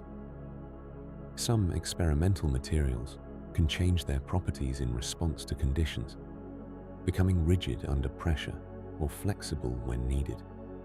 Transparent aluminum and advanced ceramics might someday allow for larger viewing areas without compromising hull strength, bringing more natural light into submarine interiors and giving crews better awareness of their surroundings. Coatings that reduce drag, resist corrosion, or minimize acoustic signatures could make submarines faster, longer lasting, and quieter. The concept of underwater habitats, where people might live and work beneath the waves for extended periods, builds upon submarine life support technology while expanding it in new directions. These structures would remain stationary on the seafloor or in mid-water, serving as research stations, observation posts, or staging areas for ocean resource work. Some experimental habitats already exist, descendants of projects like Sealab and Conshelf from the 1960s. Modern designs benefit from decades of submarine engineering experience, incorporating proven systems for air management, water purification, and waste handling. The psychological challenges of isolated underwater living, thoroughly studied through submarine service, inform habitat design to create spaces that support human well-being during long-duration missions. Energy sources for future submarines continue to evolve beyond nuclear reactors and conventional batteries. Fuel cell technology, which generates electricity through chemical reactions without combustion, offers promising improvements for non-nuclear submarines. These systems can operate more quietly than diesel engines and run longer than traditional batteries, potentially allowing conventional submarines to remain submerged for weeks rather than days. Some designs use hydrogen fuel cells, while others employ different chemical processes. Meanwhile, battery technology advances rapidly, with new lithium-ion and other advanced battery types offering greater energy density and faster charging than the lead-acid batteries that powered submarines for more than a century. Automation and artificial intelligence gradually reduce the crew sizes needed to operate submarines, while simultaneously expanding their capabilities. Computer systems monitor thousands of parameters continuously, adjusting trim, managing power distribution, and maintaining optimal conditions throughout the vessel. These automated systems never tire or lose focus, providing reliability that complements human judgment and experience. Maintenance becomes more predictive as sensors detect developing problems before failures occur, and virtual reality systems allow crews to practice emergency procedures in simulated environments that feel remarkably real. The submarines of tomorrow may require smaller crews, not because they are smaller vessels, but because intelligent systems handle many routine tasks automatically. The deep ocean frontier continues to beckon, with vast regions of the seafloor still unmapped and unexplored. Future submarines designed specifically for scientific research may venture into the Hadal trenches on a regular basis, making the deepest parts of the ocean as accessible as the continental shelves are today. These extreme depth vessels would need to withstand pressures exceeding 1,000 atmospheres, requiring engineering solutions that push material science to its limits. Yet the rewards of such exploration include discoveries about geology, biology, and the fundamental nature of life on Earth that cannot be obtained any other way. As our journey through submarine history comes to its gentle conclusion, we might reflect on the remarkable distance traveled from those first tentative descents in diving bells to the sophisticated vessels of today. Each generation of submarine pioneers built upon the work of those who came before, solving problems through patient observation, careful testing, and occasional brilliant insight. The submarine story is ultimately one of human persistence in the face of a genuinely alien environment, of our species' determination to explore even when nature seems to forbid our presence. The ocean depths still hold their mysteries, still call to that curious aspect of human nature that wonders what lies beyond the next horizon, even when that horizon lies beneath fathoms of water. As you drift towards sleep, perhaps you might imagine those future submarines gliding through dark waters, their lights illuminating scenes no human eye has witnessed, carrying forward the legacy of Drebel and Bushnell and Holland, and all those who believed we might someday travel beneath the waves. The story continues, written in the quiet depths, where the pressure of the sea meets the persistence of human imagination. As we bring to a close our journey through the fascinating story of submarines, from the earliest diving bells to the remarkable nuclear vessels that glide silently through the deep, we hope these tales of innovation and courage have gently carried you through the evening. Thank you for joining us on this peaceful exploration beneath the waves. If these calm adventures have brought you comfort, we'd love to have you with us again. Like, subscribe, and share your thoughts in the comments below. And now, as the night deepens and your mind settles into stillness, we wish you the sweetest of dreams. Good night, fellow dreamer, and may your sleep be restful and your dreams be kind.